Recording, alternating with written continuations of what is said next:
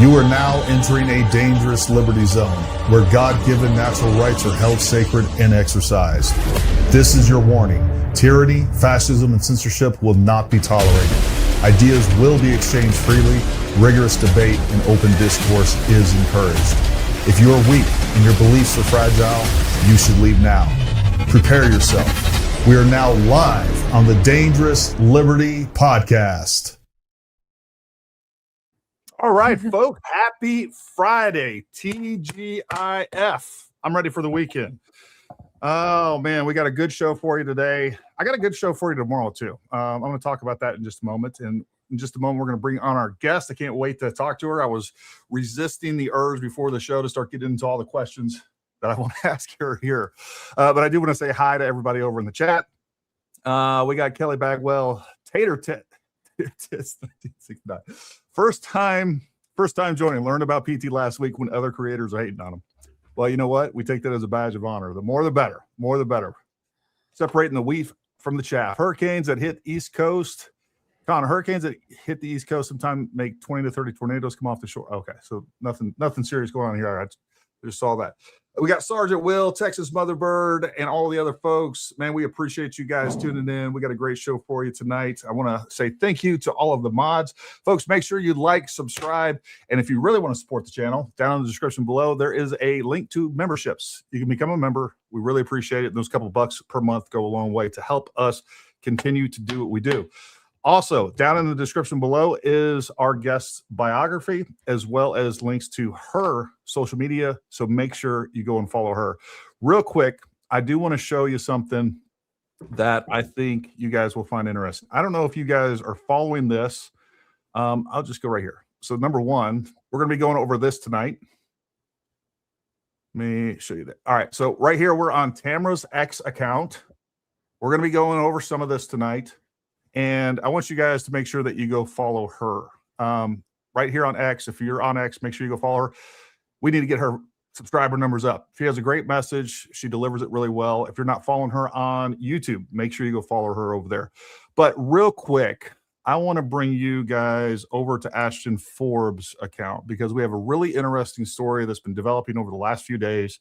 He's been tracking it, and we're going to have him on most likely tomorrow. I'm confirming that. I was just talking to him right before we went live. This right here. All right, so we have missing retired Air Force Major General Neil McCaslin. This guy is well known in the UFO, UAP, area of study, if you will. He is extremely well known about this, especially when it comes to propulsion. He's missing, folks. He's been missing for over a week. He left his home without his phone, doesn't have dementia, knows about fusion propulsion. And this is a pretty wild story. A guy like this doesn't typically go missing. They do have a national alert out for him as well, and we just can't find him. So anyways, we're going to have Ashton on to talk about that tomorrow, and I think that'll be a fun and interesting podcast. We'll also talk about some of the propulsion units that are the propulsion systems that are being used on, for instance, the B-2 bomber. And we'll have a fun discussion on that. We'll get into some of the, I don't know, you can call it conspiracy theory, whatever you want, but it doesn't include destroying people's lives, which is always the best type of conspiracy theory. But without further ado, I want to bring on Tamera Nealy. Welcome to the show. Thank you for coming on. Thank you so much for having me, Gary, and thank you for your service. Well, thank you very much. I appreciate your service and everything that you're doing and your positive message on YouTube. And I really appreciate, and I'm taking notes, how you've addressed Candace. I think to some extent, I've gotten a little bitter. And I don't know. I always try to recalibrate that. And I hold her in contempt in a lot of areas, but that's not really what I want to talk about tonight. Tonight, what I wanted to spend most of our time doing is talking about you. I'd like to know who you are, what you're about. And if you will, take a few minutes and just talk to the viewers, tell us who you are, what you're about, where you're coming from. And we'll just start there. And then I got some more questions for you. It's going to be an interrogation. Oh, interesting. Well, my name is Tamera Nealy. I'm 23 years old. I was born in the great state of Oklahoma. Shout out to all the Sooners watching this, Boomer Sooner. I graduated from the University of Oklahoma in 2024 with a degree in economics. I also minored in communications while I was there. I got my start in politics when I was 16 years old. I started out as a page for President Pro Tem Senator Treat, the I guess highest senator in my state at the time. And I eventually went on to become a campaign intern for my current governor, Governor Kevin Stitt, when I was around 20 or 21 years old. Oh, wow. I was around 20 at the time. And then when I was 21 years old, I got an exclusive interview with the governor, and I hosted him on my YouTube channel. And he's a great friend of mine. And what else do you want to know? Well, I'm curious to know, like, you obviously got involved in politics really, really young. So, like, how did that come about? What made you decide to do that? So when I was around 16 years old, I was serving as a student superintendent advisory board member for my high school district, the district that I had been a part of for a very long time.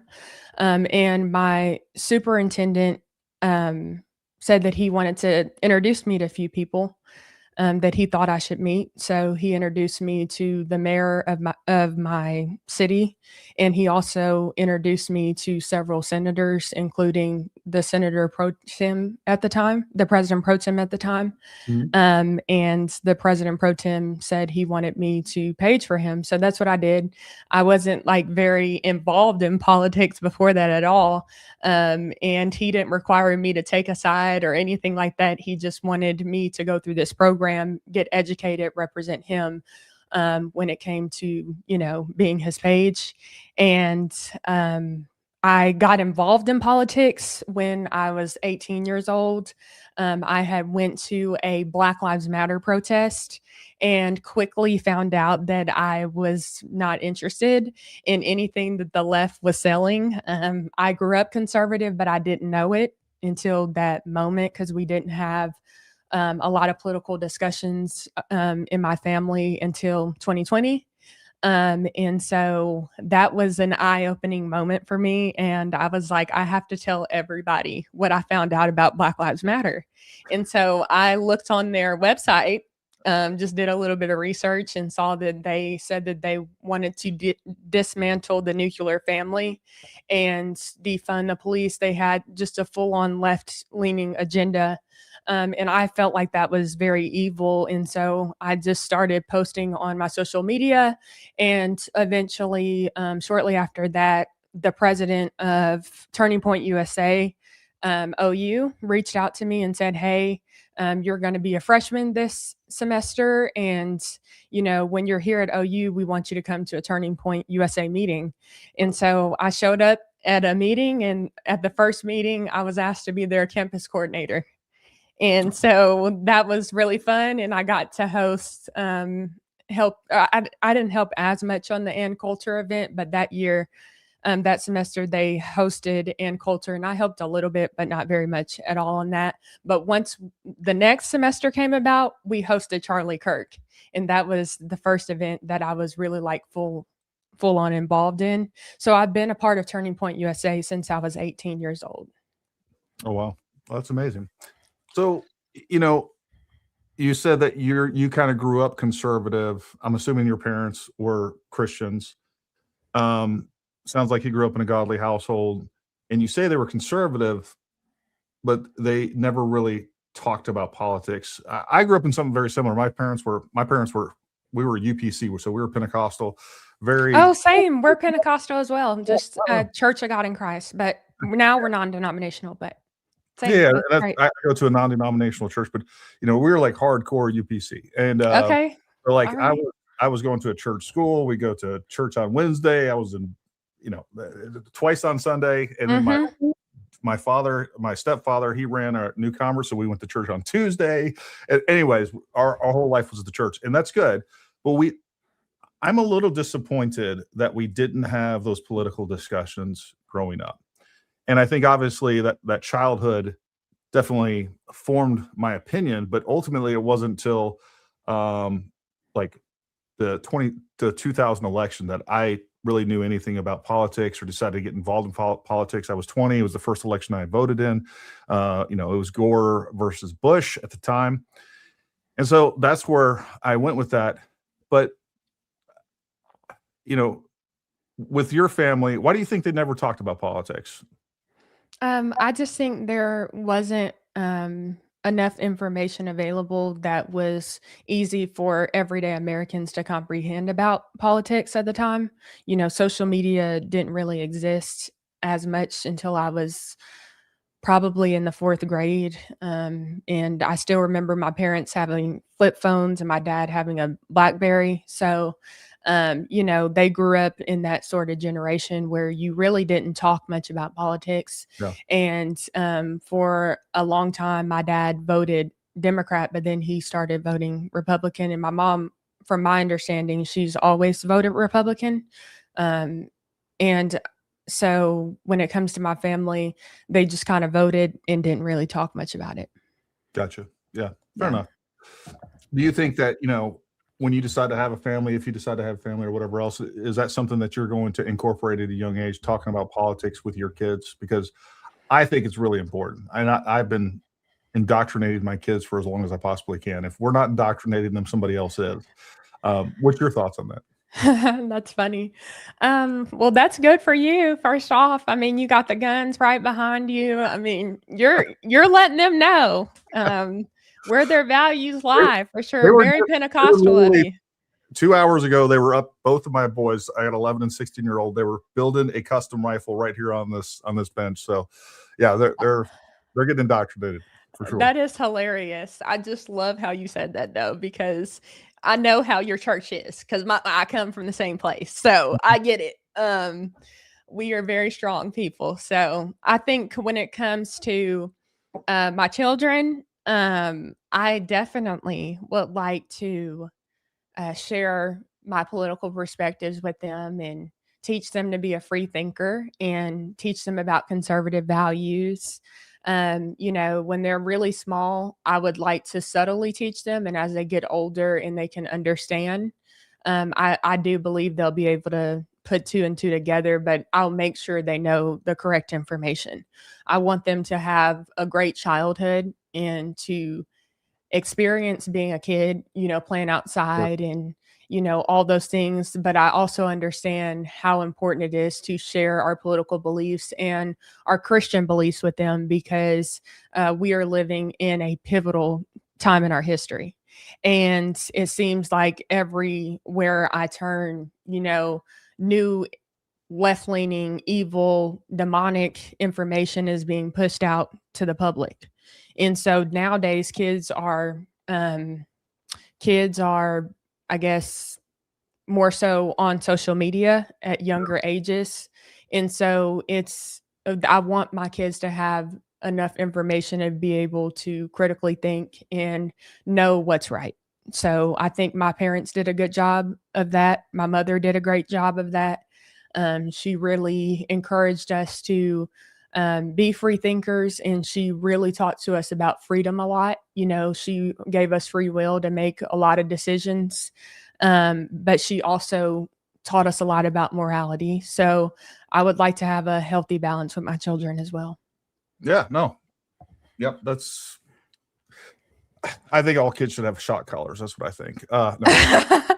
That is hilarious. Like you said, I literally see whether it's a restaurant or even at church, sometimes you see like 2-year-olds and they're on YouTube just scrolling shorts, just boom, boom, one after another. And Mm-hmm. yeah, I think we're at such a like you said, a pivotal point where these kids are being indoctrinated at such a subliminal level that I don't think we really even appreciate it. And it's so important to be aggressive with that. And again, I've been talking about it a long time. If you can get your kids in homeschool, we're in a small area in West Virginia. We're about an hour and a half from DC, but it's a pretty small area. Schools are good except for the high school.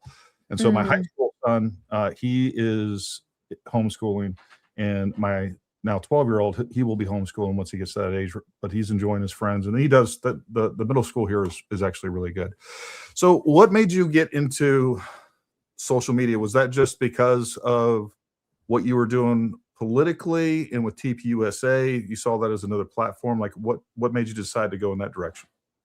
I was just at the time when I first, I guess, entered the political space at 18. I was mainly just posting on Instagram. And eventually I moved over to YouTube, but I started my show back in 2023, I think it was, on my 21st birthday. I hosted a launch party.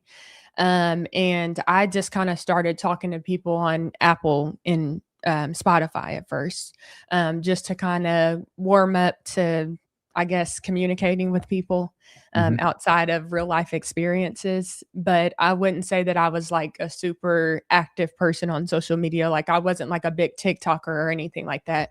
I was just putting myself out there a little bit. And I noticed that the listeners were very much so engaged. And when I missed like an episode or I didn't post for a couple weeks, I was getting a lot of messages and people asking me like, where am I? And like, they were really, really getting attached. So it was kind of one of those situations where I was like, okay, this is interesting. Like at first I was just in my closet recording audios, and now, it was really interesting to me. And so, I was watching The Bachelorette, one of the bachelorettes go through the process, Rachel Lindsay. She's a well-known Black bachelorette. I'm sure you've heard of her. She was the first ever one on the platform. I think that was the only season I've missed. Oh, okay. Well, anyway, she's a controversial figure, and I didn't realize how politically involved she was and all that at the time, but I really liked her storyline, and I was following it, and I found out that her and Brian Abasolo got divorced. And I found this out on January 1st of 2024. I didn't think they would ever get divorced, to be honest with you. I'm just joking. Oh my gosh. I'm like, yeah. I was like, wait, hold up. I thought you said you didn't watch it. Well, anyways, some of the audience may be aware of this, particular season. Keep going.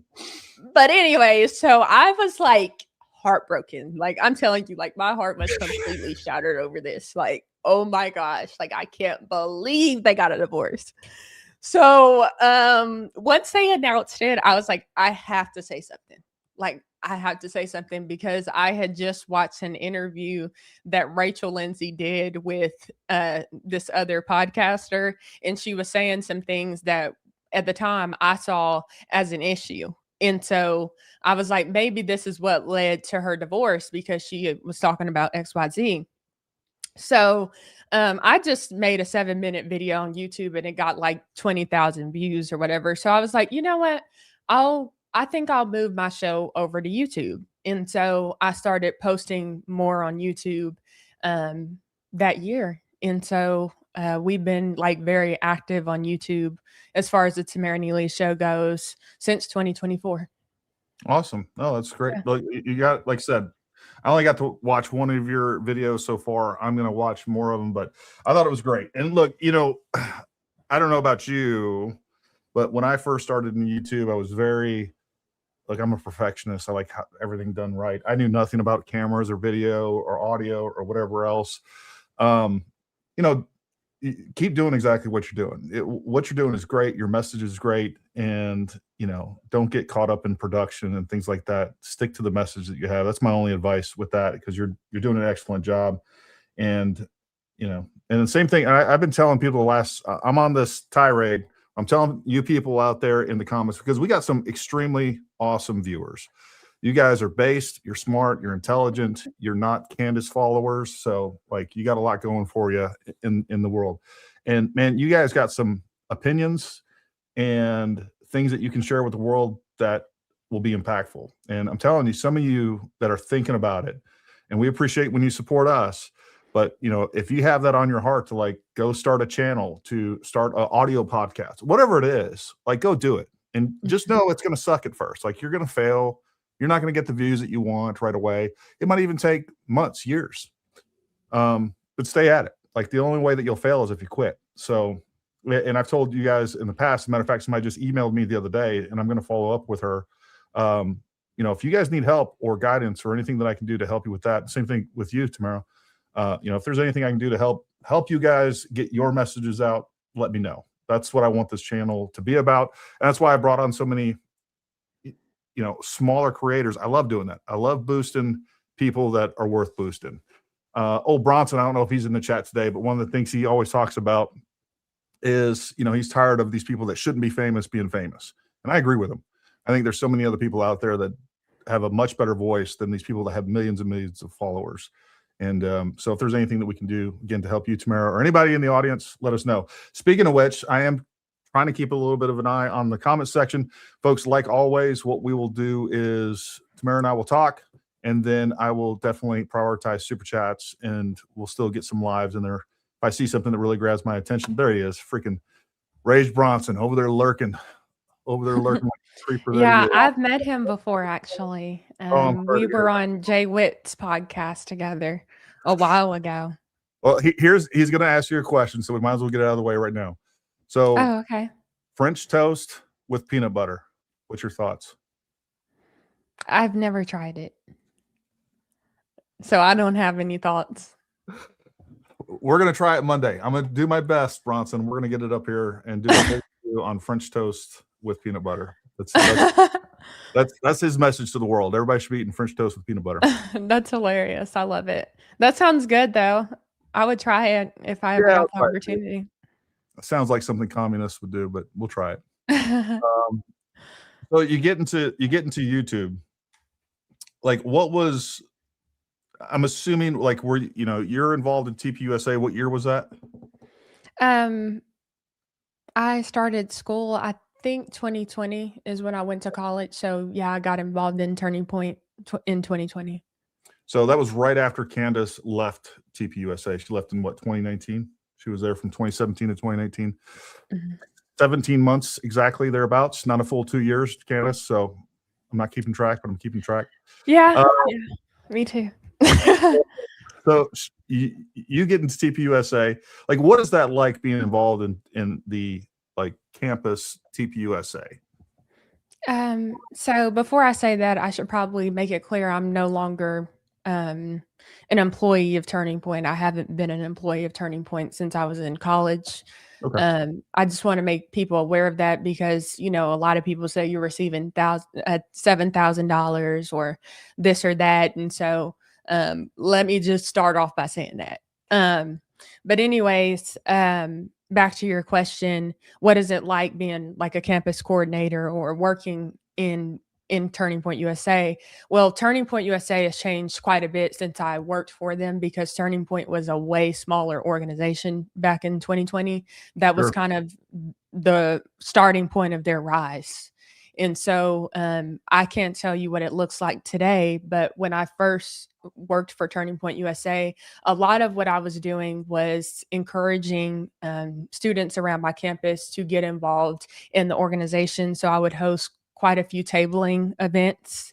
That was so fun. So that was like my main job, was coordinating tabling events and things like that. And so, and of course, helping when speakers came. When you're on campus there, that's a paid position, huh? It was, yes. Oh, wow. Okay. To be a coordinator. Now, not every position was paid. I think I was the only person who was actually paid during that time. The president was a volunteer, the vice president volunteer. I was the only person who was technically an employee of Turning Points.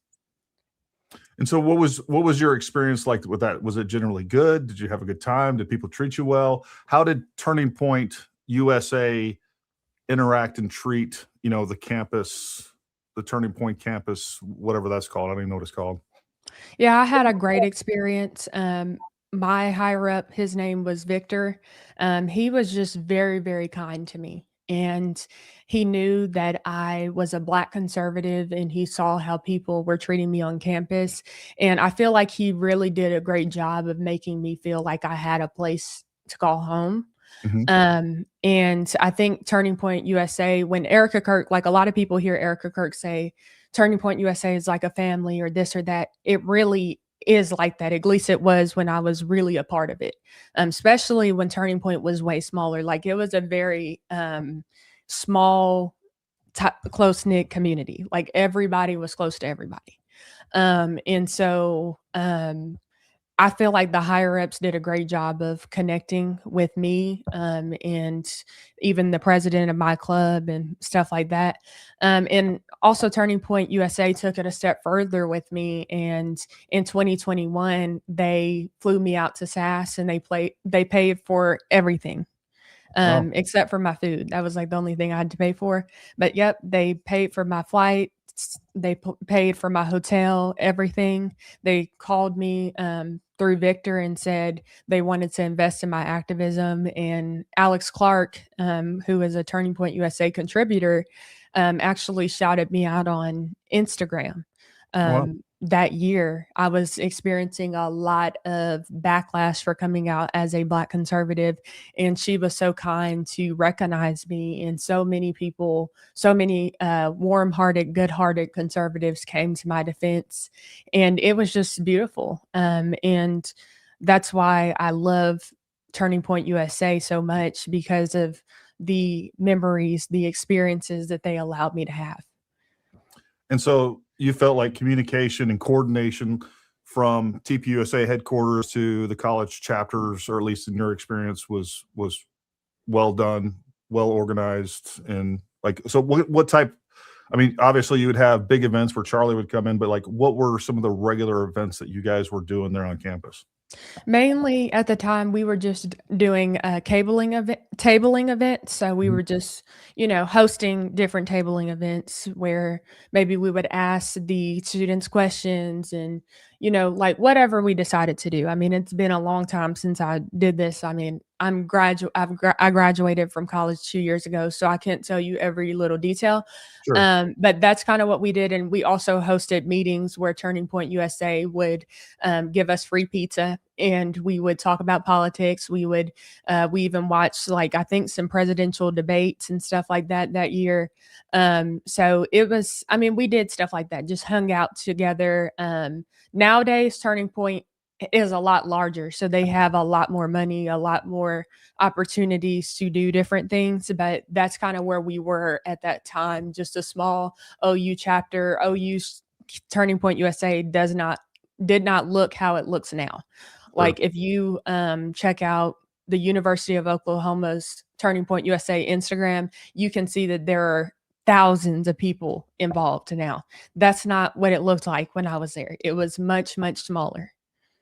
Well, that's awesome to know. And especially in these universities where, like, I think, Oklahoma is a very unique state, like a lot of deep red states, which Oklahoma obviously is. But even in these deep red states, you go to some of these state universities, they're just Democrat, communist, socialist bastions where you have these people that are going there and they are just dyed in the wool liberals for the most part.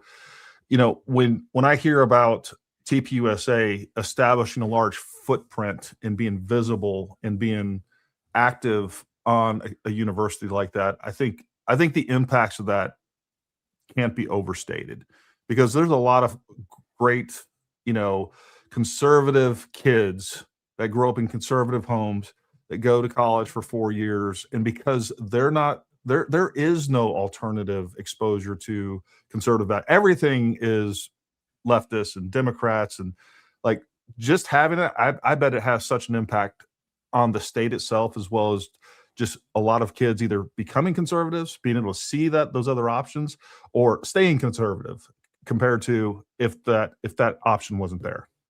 For sure, I agree. And I think also 2020 was such a turning point in American history, obviously. And so that's why Generation Z is so conservative, is because we were locked down. We did not have high school graduations. We missed out on a lot of opportunities. And so Gen Z took its power back and said, you know what, we're not going to vote for you leftists because we don't agree with what you're doing. And so I think once you have experiences like that, how could you ever become a Democrat? Like that just wouldn't be an option. I think President Trump has done a great job. And one thing I really like about him is he is such a great masculine leader. And that is something that someone like Kamala Harris could never be. And so there is value in having Tim Walz. No, he's, yeah, no. I think Nick Shirley is dealing with him enough. And he's learning his lessons for sure. He's not going to be running for governor anytime soon at all, actually. So a Gen Zer, a fellow Gen Zer, put him in his place. So there's that. No, that is good. Now, here's the other question for you that I never really thought of, because Sure. I guess I had always known that like TPUSA is out there doing what they're doing at college campuses. Mm-hmm. But I guess really being able to envision it the way that I am now, just based on your description of what's going on there, I guess I never really had that epiphany. If Turning Point, because look, to me, it's very clear. The op here is to get rid of Turning Point, to destroy Turning Point. Mm-hmm. And it's in a couple other objectives that are all piled into this alleged investigation by Candace Owens and all of her surrogates. If Turning Point wasn't there, what would Oklahoma State University, what options would they have besides the leftist propaganda? They would have the college conservative, or not college conservative, college Republican group. But that's about it from my understanding. So, I mean, Turning Point USA is very much so the beacon of hope for college students. And that's why it's so important to preserve what Charlie created, because he really did a good job. I met him. I didn't know him as well as a lot of other people, but you could see his humility in every interaction. And he was a very kind man. He had a good heart. And so I hate to see what people like Candace Owens are doing to his reputation and his legacy, because I think he really fought hard to preserve that to the very end. I remember watching a debate that he hosted on a college campus, and somebody with disabilities came up and said that Charlie offended them because he said something, I can't remember what it was, but they felt offended by it. And he went above and beyond to first apologize for even offending them. And then he made them feel so good. And that's how much he cared. And he took his reputation serious. He didn't want people to feel like he was some evil person. He wanted them to know that he cared. And a lot of people thought he was evil because they don't like the truth. And to them, the truth is evil. But he himself went above and beyond to be good-hearted and kind-hearted. And I think that's why a lot of people reacted the way they did when he passed away, because he wasn't, like a lot of, or some other conservative influencers who spend a lot of their time building their own image. He was about building the kingdom of God. And I saw that transformation through him. Just even from 2020 to 2023, he was so different. Like I remember, I would say 2023, 2024, I saw a shift in him. I think it was 2024. No, 2023. He gave a speech at AmFest that was really powerful. And he basically said, "Here I am, Lord, send me." And that was like one of his most famous speeches now that people refer back to. But I was there. I watched him give this speech. And I'm telling you, I saw a move of God in him. It was like no other. I mean, this man was full of the Holy Spirit. And the reason why I mention it being a transformation, or I hope that's the right word. The reason why I mention it like that is because when I first joined Turning Point USA, he was not really focused so much on faith. The organization was not focused on faith. It was more so focused on free market capitalism and limited government. But once Turning Point added the faith element to it, that's when it exploded. And then I'll never forget meeting Erica Kirk. I was there when he first introduced her to all the Turning Point USA students. It was back at YWLS 2021. And I met her. And she did have that sort of big sister feel. If you met her during that time, she really embraced you. Like the hugs that people are saying that she's giving and all that stuff, that's really a part of her personality. Like she's very much so big sister, warm, kind. And I even saw her transformation over the years. And she followed me on Instagram at that point, but as they became bigger and her audience obviously changed, I stopped posting as much for a while. I think she just forgot about me because time went on and I hadn't seen her, but she really does have that big sister personality. So I wasn't surprised by some of the messages that people were freaking out about. Like certain things about Erica Kirk, I'm not really surprised by because I've met her. Like when she first came out and gave her first speech after Charlie Kirk passed away. When she gave that speech, I mean, before she gave that speech, I already knew it was going to be powerful in the sense of she was going to say words that would hit home. Like she was going to be the way she was. I knew that because I saw her speak before and I know how she talks. But the world didn't know Erica Kirk.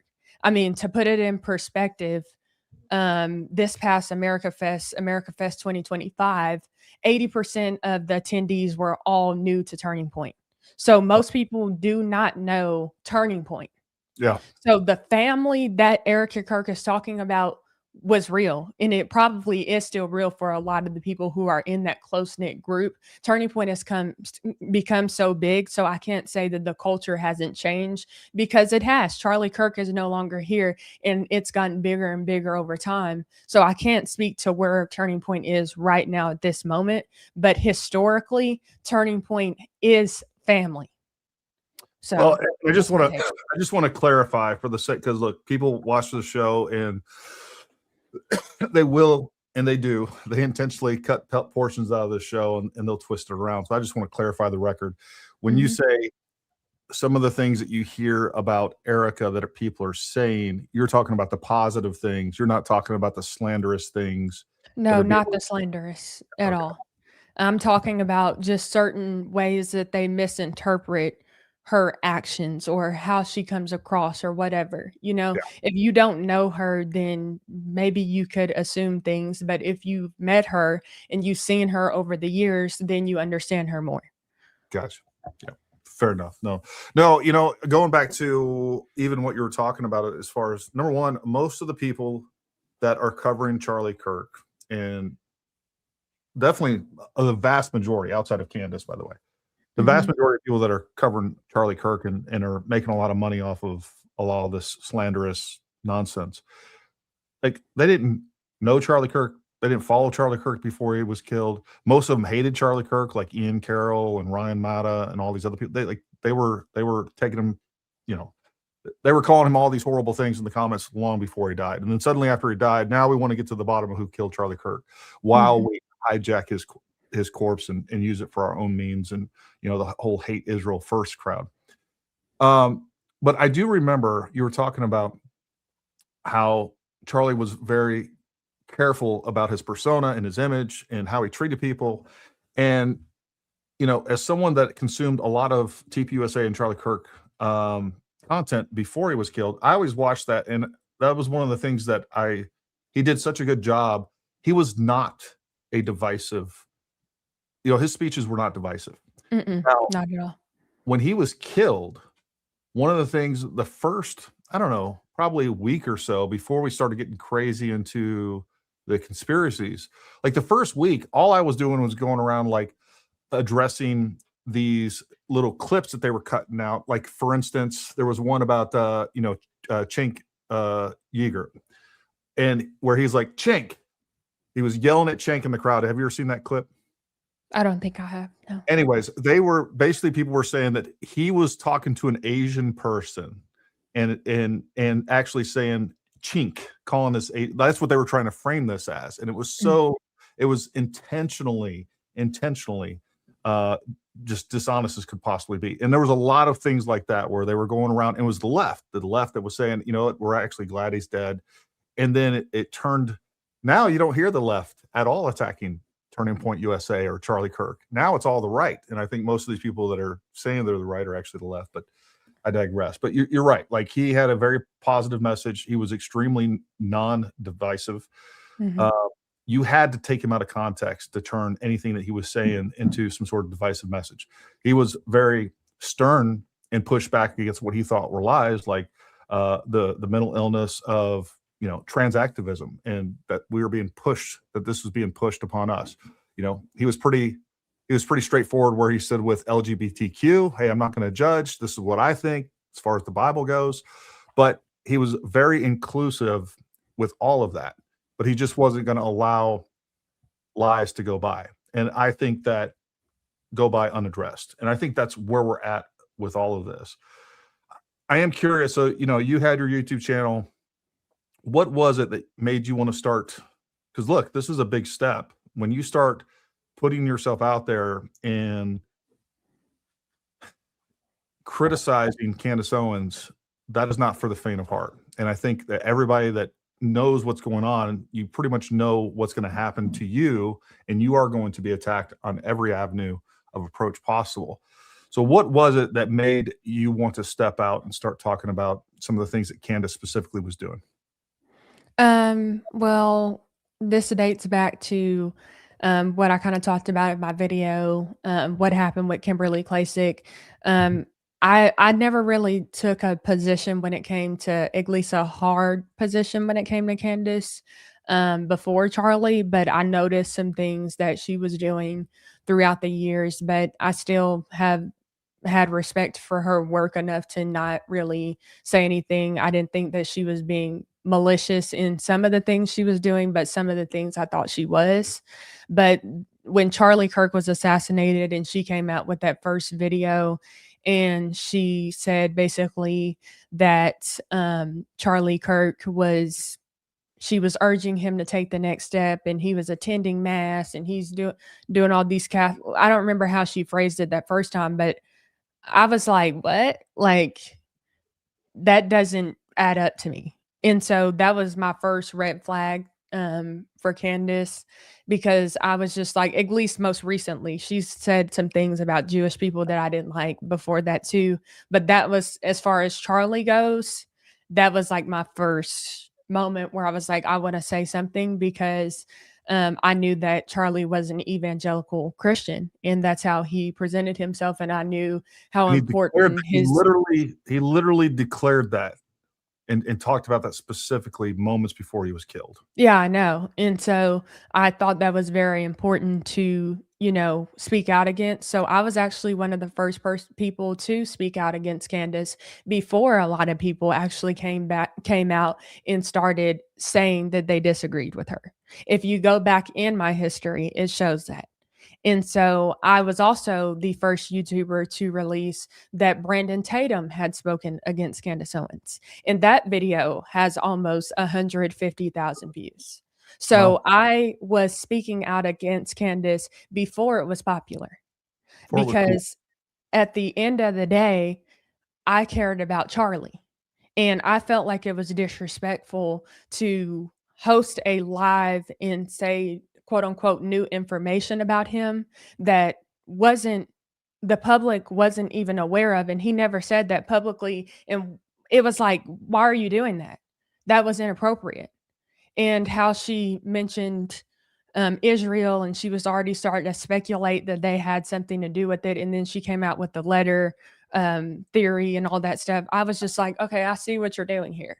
You're trying to attach yourself to Charlie because he's trending his, you know, obviously after he passed away, he gained millions of followers on X. Like, his name was trending. Yeah. So weeks and weeks. And she is a person who attaches to trendy topics. So she had a connection with Charlie as far as her past history. So in her mind, it seemed, or at least how she presented it to the public and how I interpreted it, she felt like she could do what she was doing, and she ended up attaching herself to the story and making it her own. And so now, even up until today, she's making it seem as though um, the people who, like the Trump administration, had something to do with Charlie Kirk's assassination indirectly, even to today, when she mentions Iran, and the tweet that she made earlier. I can't quote it directly right now. I could pull it up. Charlie was the first casualty in the war of Iran. Exactly. That's what I'm talking about. Every issue that's important to her, she's attaching it to Charlie. And to me, it's important to understand Charlie was a person. There are some things that I agreed with him on, and I'm sure if I looked long enough, there are things that I disagreed with him on. Same goes for Erica Kirk. Sure. There are a lot of things I agree with her on. There are things I disagree with her. These are people. They're not God. Yep. So just because they say something doesn't mean I necessarily have to agree with it. And so that's my position on it. And so when I speak out against Candace Owens, or I speak out against anyone, it is because that is my personal belief. And I do not go based off of people's perception. I go based off of the leading of the Lord and what he tells me to do or say. Yeah, look, and that is, especially at the beginning of this, I'm not going to lie, that's one of the things that really affected me. I tried my best not to show it because I know that'd be showing them a weakness. Now it doesn't bother me at all. But, as someone that has served this country, that takes this country very seriously, I've, been to combat 4 times, risked my life multiple times. I know people that have died. This country means more to me than I think most. And I would die for this country all over again. And so, when people are saying, hey, you're saying what you're saying because Israel's paying you or anyone's paying you. Like, there is no amount of money, nothing short of someone standing over there with a gun to my kids' heads or family's head. Nothing short of that would get me to say something I don't believe in. And, that is an effective trope. And not only is it effective against when they say it against people like me and you and things like that, now I see it all over the place. Oh, Gary's paid by TPUSA, Gary's paid by Israel. And, it's unfortunate that those things slide, but really it's also a testament to who you are.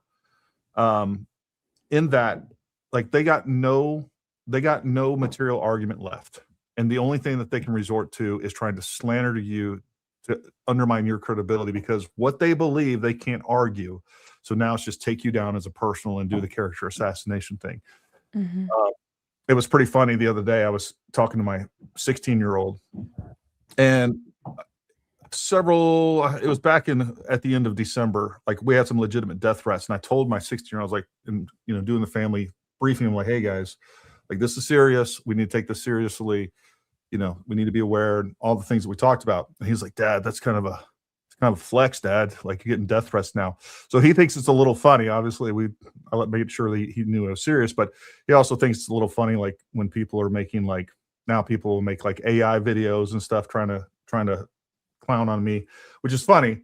But at the same time, that's what they have left. That's what their argument is at the end of the day, because they can't stand on principle. They can't actually stand up and argue the facts.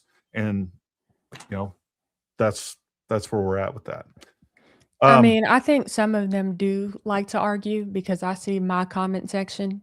But I think a lot of times what's lacking is basic critical thinking skills. And I notice so many adults have a hard time understanding that A plus B equals C. It's like they will see A and then they don't realize that there's more to that equation. A is not standing alone. So I've noticed that. And so that's kind of a trend. And I think a lot of people just don't take time to think. And they should take more time to think, because when you actually quiet all the noise and you take time to just think things through, things start making sense. Yeah.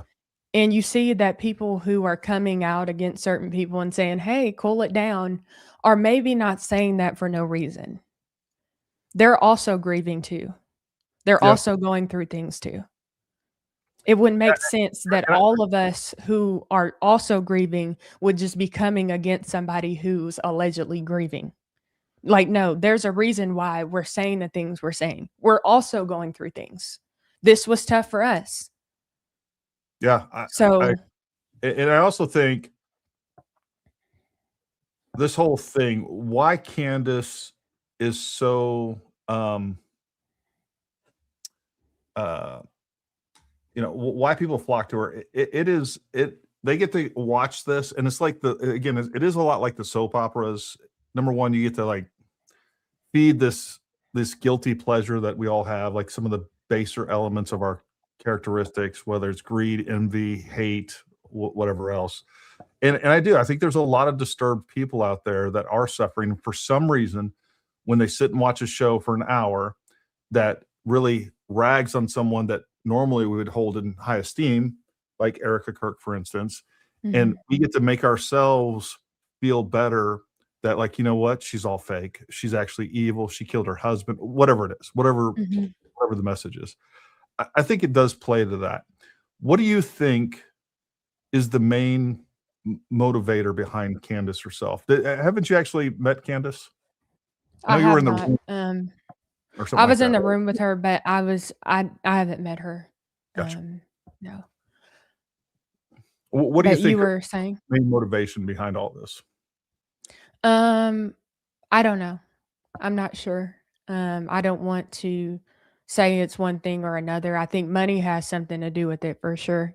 Because the love of money is the root of all evil. So I can tell you that's probably the root. But as far as what else is in the mix, I don't know. I have my theories, but I'm not in her head, so I can't tell you for sure. Right. We'd just be speculating, as we all have with a lot of that stuff. Mhm. All right. So, in your latest series, you did a great job. I'm going to pull it up real quick. I think it's worth showing. And you pulled out a timeline. And folks, please go check this out. Let me see which one of these tabs I have it under, or I may have moved it completely. Oh, here it is. All right. Actually, that's not yours. Give me just a moment, folks. I was on it, and then we left.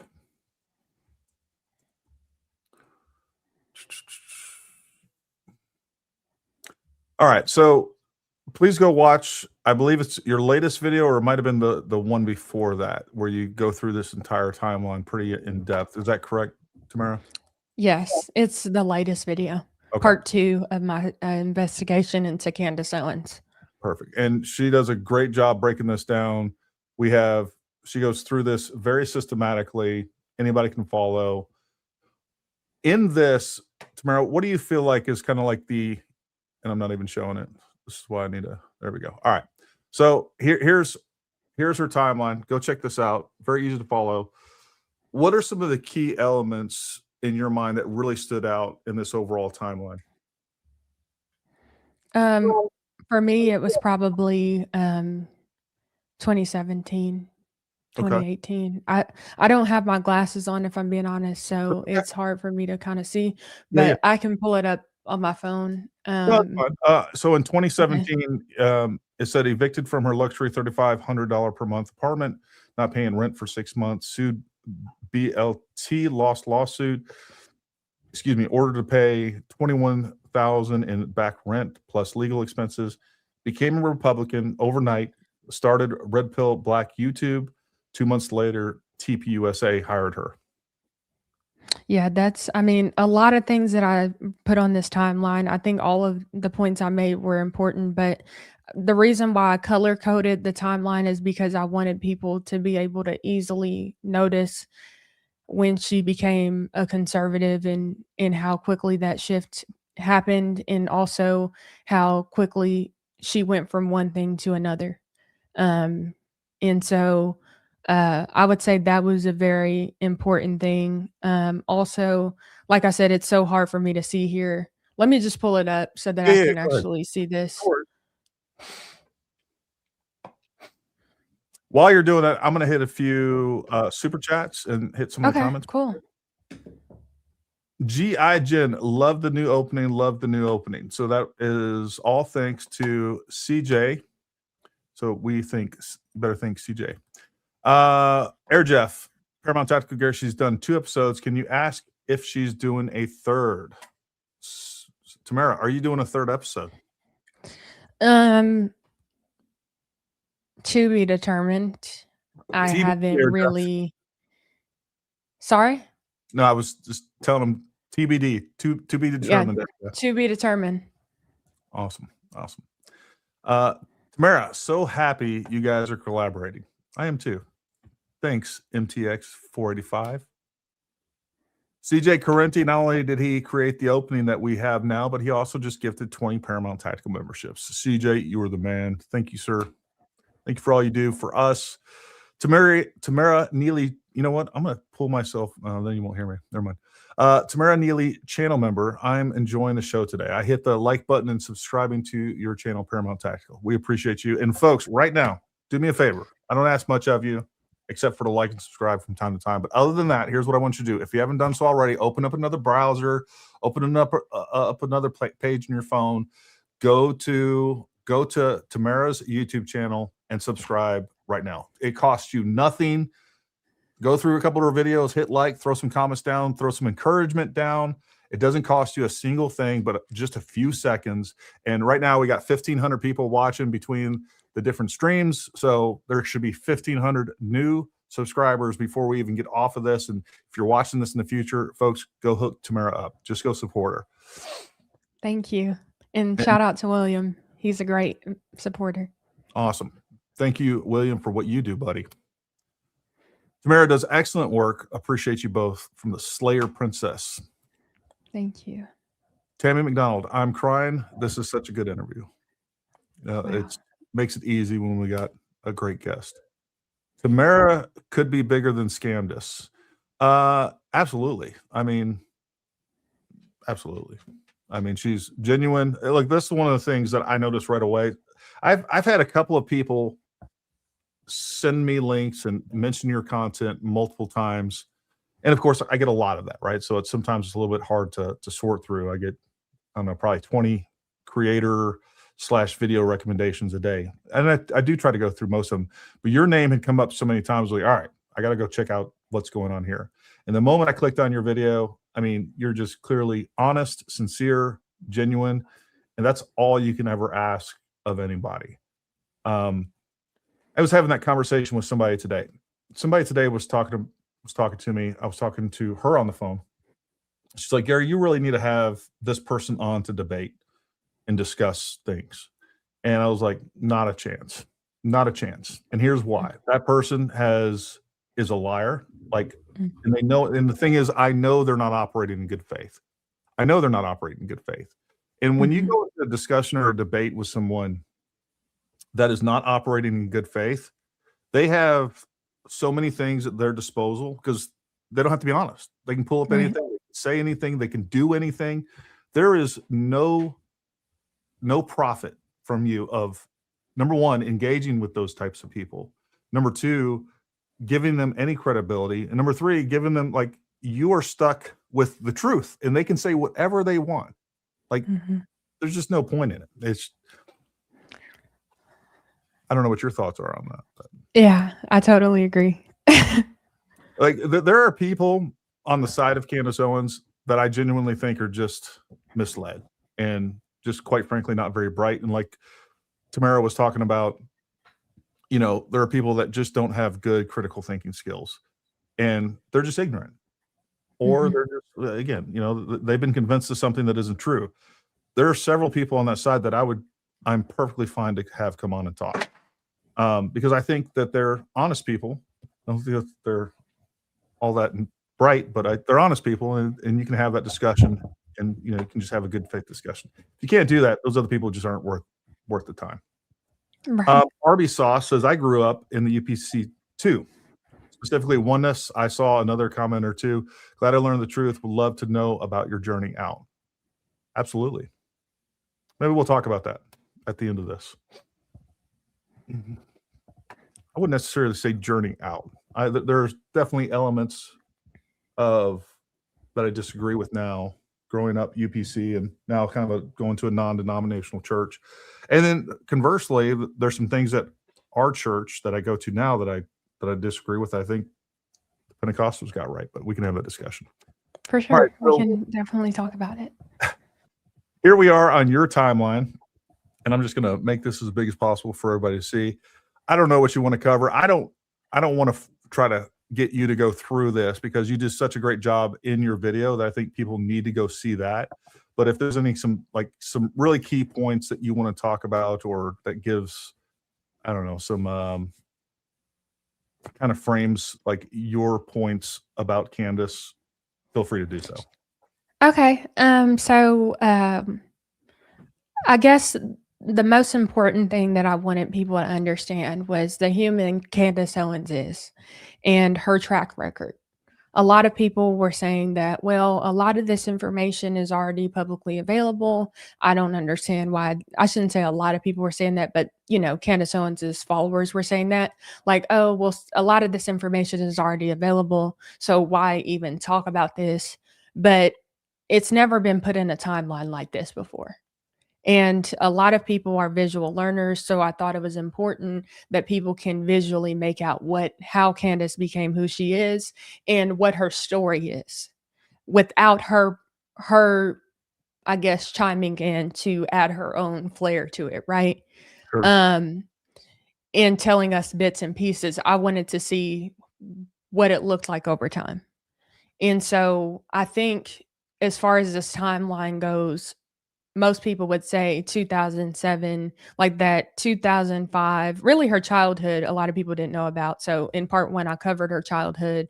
I talked about how her first friend was a white girl with blonde hair, blue eyes, how she met her when she was like in kindergarten or something and went to her house and saw how much she had. And she wanted that.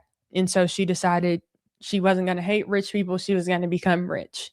And so it was interesting how she kind of told that story. And I shared that interview of her talking about that. And just, we went into her high school career. She had multiple quote unquote racial incidences that happened.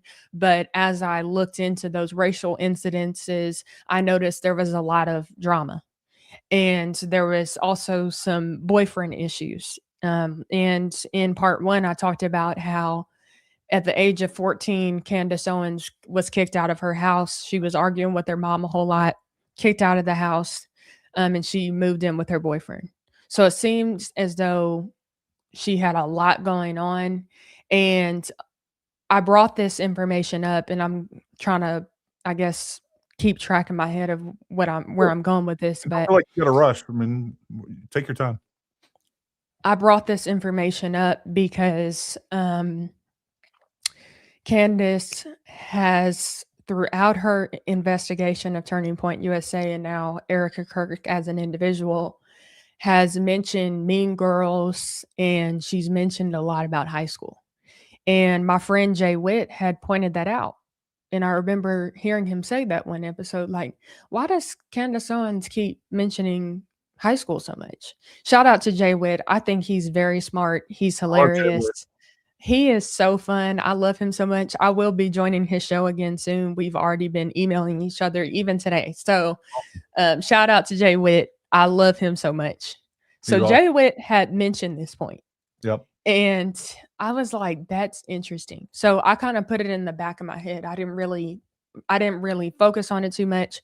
But once I looked at the timeline as a whole and I got that first piece done, I was like, wait, actually, this kind of makes sense why people are saying that. And so I was like, there's clearly a connection here. So I wanted to make sure that people are aware of that, because I think when it comes to conservative influencers or celebrities, it's easy to view them as better than yourself, or, even some people even idolize them, which is not good, to make anyone an idol. But when you have these rose-colored glasses on, it's not always easy to see this person for who they are. Sure. And so I wanted to kind of give people a realistic view of Candace. And I don't believe I slandered her name or anything like that. I just wanted to make sure that I was presenting the facts in a way that was professional and honest. And so that's why this timeline was so important. I see a lot of people calling her names or taking more of a aggressive approach as far as, constantly, like, I'm just not that type of person. People who have watched my content know that. If you've watched me for long enough, you know my style. I have a chill personality. I'm not gonna then start acting like somebody I'm not. This is who I am. So if that's not something that is good enough for the world, that's fine with me. But I thought that I could only do it the best way I could. And some people have even said that I was sympathizing with Candace or whatever. And I was just simply presenting the facts as I read the documents. I looked at reports, I looked at, articles, things like that. The report said that she got bullied, but the report also said that she had boyfriend issues. Like, what do people expect from me? To paint a different narrative than what's available? Like, for example, the Blockbuster story. Mhm. Those girls did show up to Blockbuster and they did attack her. They were charged with several different things for a reason. That's not something that was made up. There's And factual yeah, and evidence to support that. for those of you that haven't heard this story, two girls that were having issues with Candace Owens, who worked at Blockbuster at the time, basically showed up to beat her up, right? To fight her there in Blockbuster. And they did. And then they actually went to jail for assault, or at least police came. Like you said, they were juveniles. So we don't know all of the records. This is something that I heard months ago. And I'm glad you're bringing it up. I think it's important. Mhm.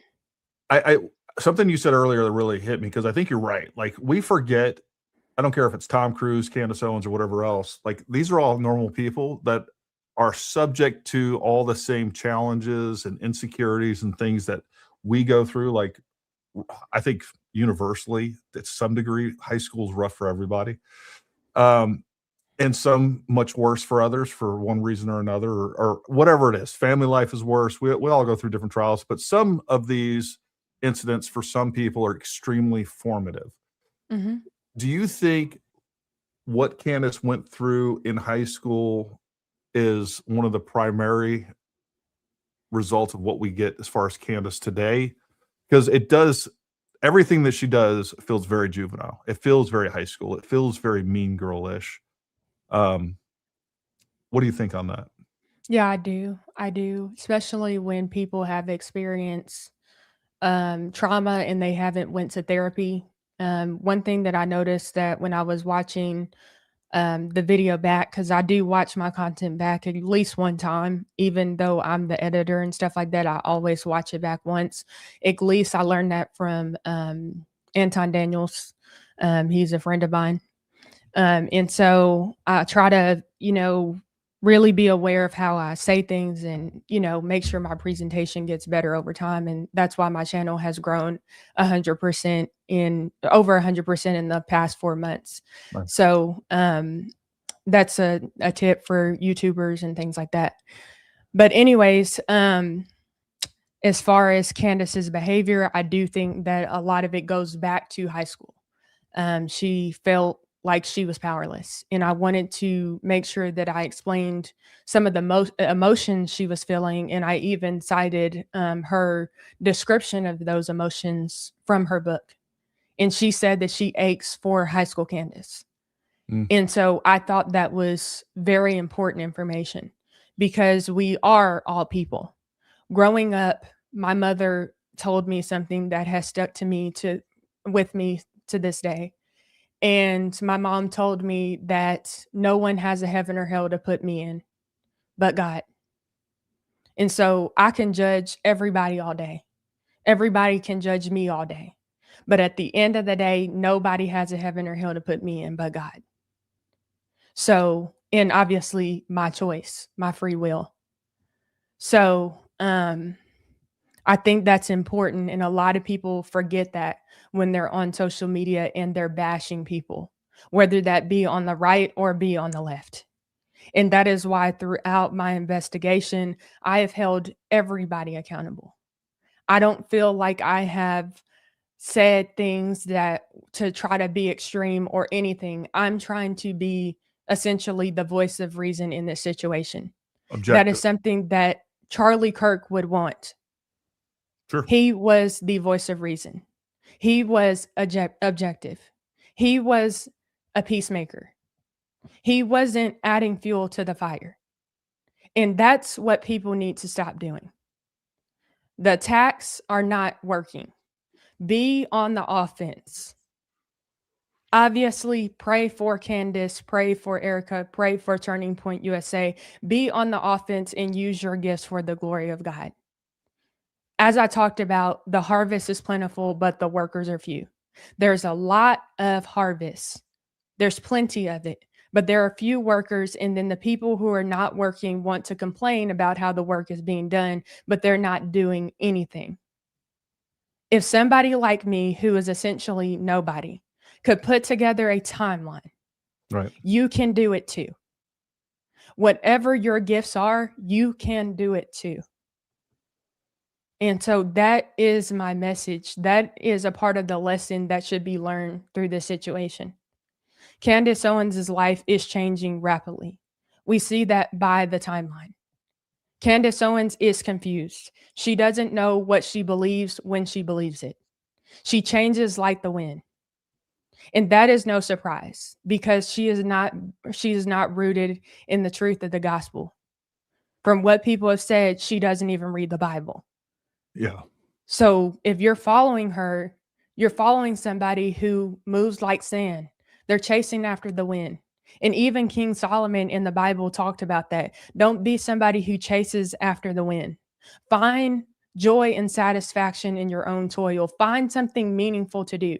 Most people don't even know what it means to be a conservative. Most people have never even studied that. You just look at memes on the internet and you think you know what it means to be a conservative, or you just look at little clips of talking heads. What it means to be conservative, conservatives value four things. And this comes from a conservative author. His name is Author C. Brooks. He wrote the book called The Conservative Heart. In that book, he lists out four things that he saw that all conservatives had in common. They value faith, family, community, and meaningful work. So that's what it really means to be a conservative. And obviously, they love our country. Focus on those things. Focus on what's good and do your part, whatever you can do. One thing that I was just looking to see if it was, I haven't seen it. One thing I've never heard Candace talk about her younger years was any sort of religious upbringing. I know at the time that she came on the Turning Point, she was still claiming to be essentially an atheist. Mm-hmm. I think she framed it a little bit differently. But even when she went on Joe Rogan, I think in 2016 or 2017, she basically said, "I don't believe in God." Mm-hmm. And then later on, I don't know when her conversion was to become Catholic, but obviously now, she had protests to be Catholic. Is there any other information on that whole thing? Have you heard anything about her upbringing as far as religion or any of those types of things that maybe we haven't heard? I know that she became Catholic. Actually will be releasing another, I don't know if it may not be a part 3, but I will be mentioning, some updates on my channel. I don't want to kind of say too much because I was thinking about this earlier today and it probably won't be released out until after this show. But as we know, That's she, a teaser. Make sure you go subscribe. as we know, she did become Catholic. She converted, and I will provide more information about that in the future. I don't know her religious upbringing. I believe her grandfather was Christian, but I haven't done a whole lot of research on her faith in her journey there. I do think that her becoming Catholic was problematic for her. We saw a dark turn in her, and she has now become very demonically motivated. And it's interesting to me. I'm not saying that all Catholics are like that or anything, Sure. but it's interesting to me that she's acting the way she is. And we saw this change so quickly after she became Catholic and married her husband, George Farmer. Yeah, somebody was just mentioning that over the comments. Oh, I think she okay. became Catholic when she married George. I Mhm. agree.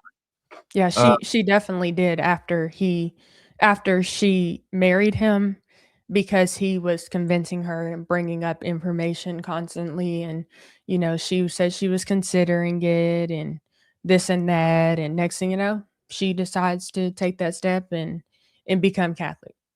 So, um clearly he was successful in converting her.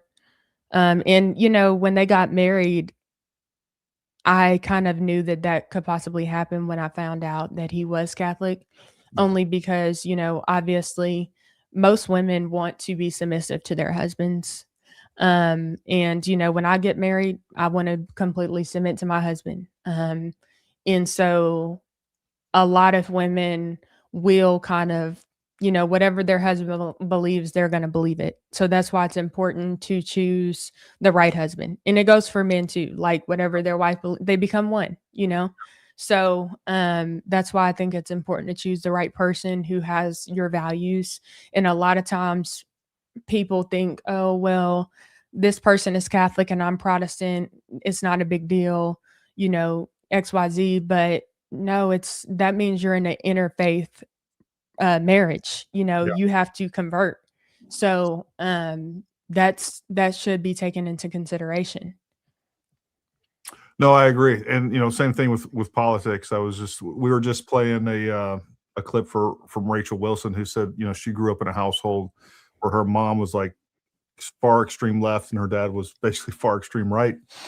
And surprise, it didn't work out. But you're absolutely right. I mean, the you need it. Look, marriage is tough. Marriage is tough. I don't care who you are.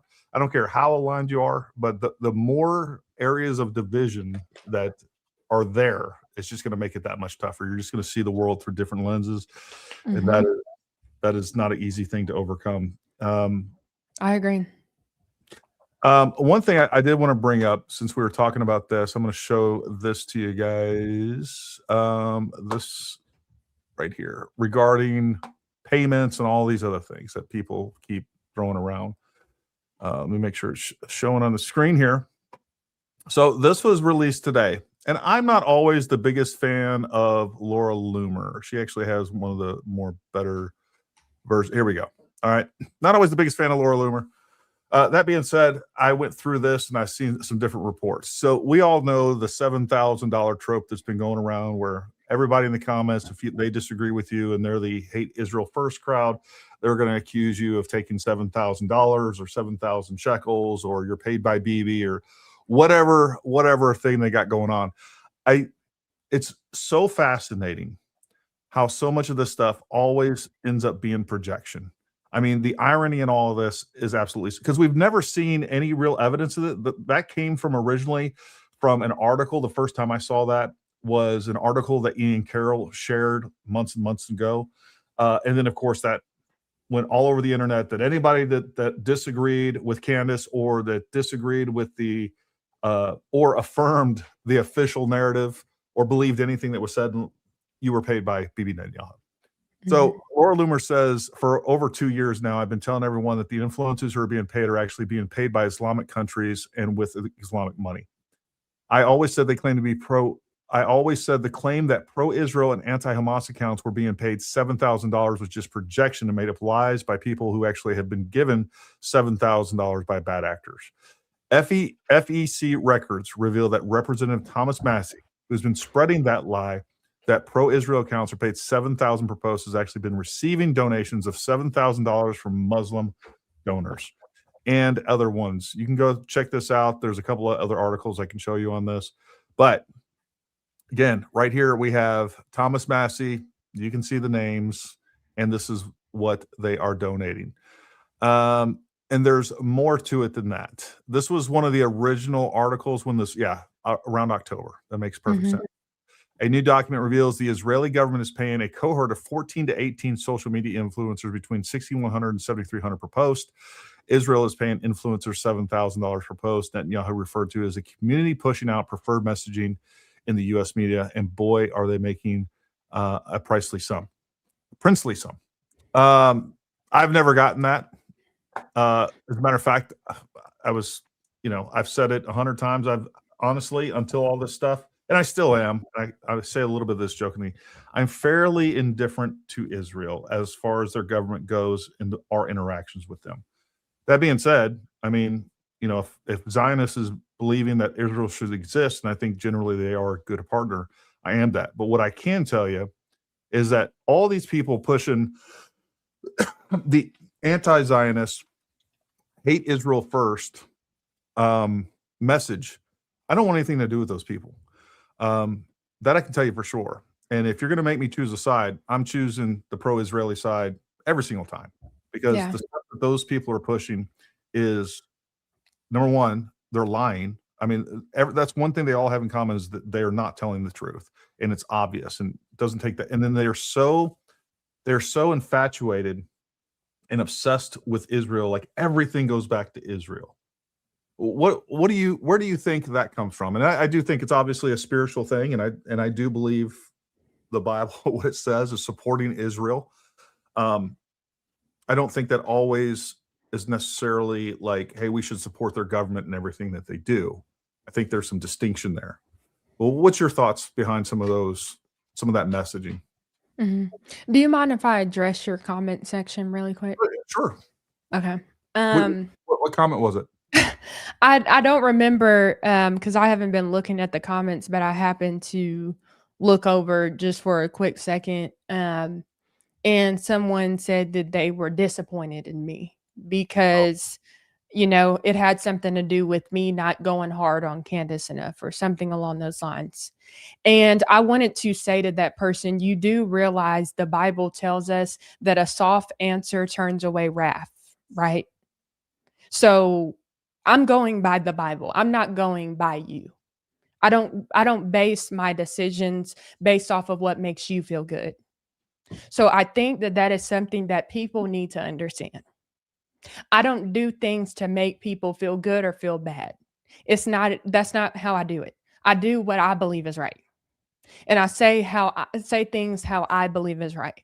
When I first came into politics, one of my biggest concerns, or my biggest kind of things that I kind of thought about, was the fact that I knew that I was soft-spoken, and I also knew that I was a little bit quieter than most women, and especially Black women who are in politics.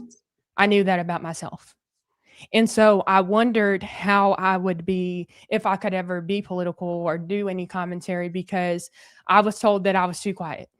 And, I'll never forget one time a guy told me, who hadn't seen me in a while, but heard that I started a podcast. And he said, how could you start a podcast? You're too quiet. I never thought you would do something like that. Mm-hmm. And so I knew that would be how people perceived me. At least some people. And Moses so thought the same thing. Excuse me? I said Moses thought the same thing.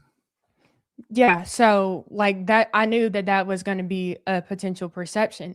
But as I grew up in politics since I was 18 years old, I realized that I could be myself. And my subscribers are amazing. My subscribers support me. My subscribers care about me. They're not people who just support me through words, but actions as well. And I don't have to be someone I'm not. I cover my topics the way I do. I'm very much so a person of integrity and a person of truth and honesty. So therefore, as long as I'm sharing the truth, that's all that matters. It doesn't matter how soft I come across or whatever. At the end of the day, I'm a lady. So I just want to clear that up, because I saw a few of those comments, one of them being here and one of them being on my show, of some haters basically saying that, I should have said this or should have said that or did that. You try putting together a full-on investigation and doing your research and doing that kind of stuff. and then you tell me how to run things. That's what I'm going to say to that. Yeah. So I'm going to add a lot to that, because I think you're hitting on some really good points here. Several different things. Number one, everybody in the comment section can always do everything better than us, right? Like, we're out here coming out here, we are exposing ourselves to errors, to mistakes, and it's going to happen. We're human beings, especially on lives, right? We can cut some of the stuff out of that. So we're not always going to come across perfectly the way that we want to. And, sometimes even when it's pre-taped, we don't always come across perfectly. And there's always going to be people out there that can do things better, but they don't do them at all, right? They don't do them at all. And so there's that element. The other thing that you said that really struck home to me is there's a little bit of, like, God made you, God made me. There's many different characters in the Bible that God made. I think we can all agree that are going to end up in heaven, but they're vastly different. We take David, who was a warrior. Now we have Charlie's David, which is Candace, right? But anyways, we have David, who's a warrior, and then we have people that are very soft-spoken, that are Jesus. Like the personality differences between Jesus and David are fairly distinct. There's some different things there. And my point of this is, like, number one, we're all built to do what we're supposed to do, and to my message and how I'm built. God built me to give a message is going to be different the way than what God built you to do. And for the people that you're going to reach, there's people that you can reach that I never could. And there's people that I can reach that you never could. Maybe it's veterans, maybe it's men, whatever it is. Mm-hmm. But like, for people out there that just are critics for the sake of being critics, a lot of that is, people having their own insecurities, and it always makes us feel better and we've been there. I've done that. I'm guilty of that. I'm sure you have too. Mm-hmm. So yeah, like, everybody's going to approach things differently based on what they think is the right thing to do. And there's nothing wrong with that. As long as, like you said, you're approaching whatever it is that you're doing with integrity, and just being honest with yourself, and feeling like you're doing the right thing. And then on top of that, sometimes we're going to make mistakes. Of course, we always do, because we're human, but at some point we do. So, but to your question about the whole $7,000 thing, I mean, it doesn't surprise me that they're projecting at all. It doesn't surprise me that they're accusing us of getting $7,000 when it's really them. But that's what happens when you have weak arguments, is you end up, you just do whatever you can to, make it seem like you're more powerful than you are. Usually the loudest people in the room are usually the wrongest anyway, are actually wrong. So I think that, I'm not surprised at all. Speaking of which, and I just think it's kind of relevant here to kind of put things in perspective. Britta shared a post that I retweeted that I thought was also really good. Where'd this thing go? Was it on must have been on replies. Let me see this. I hate how X does this sometimes. It'll have it in one place, but not the other.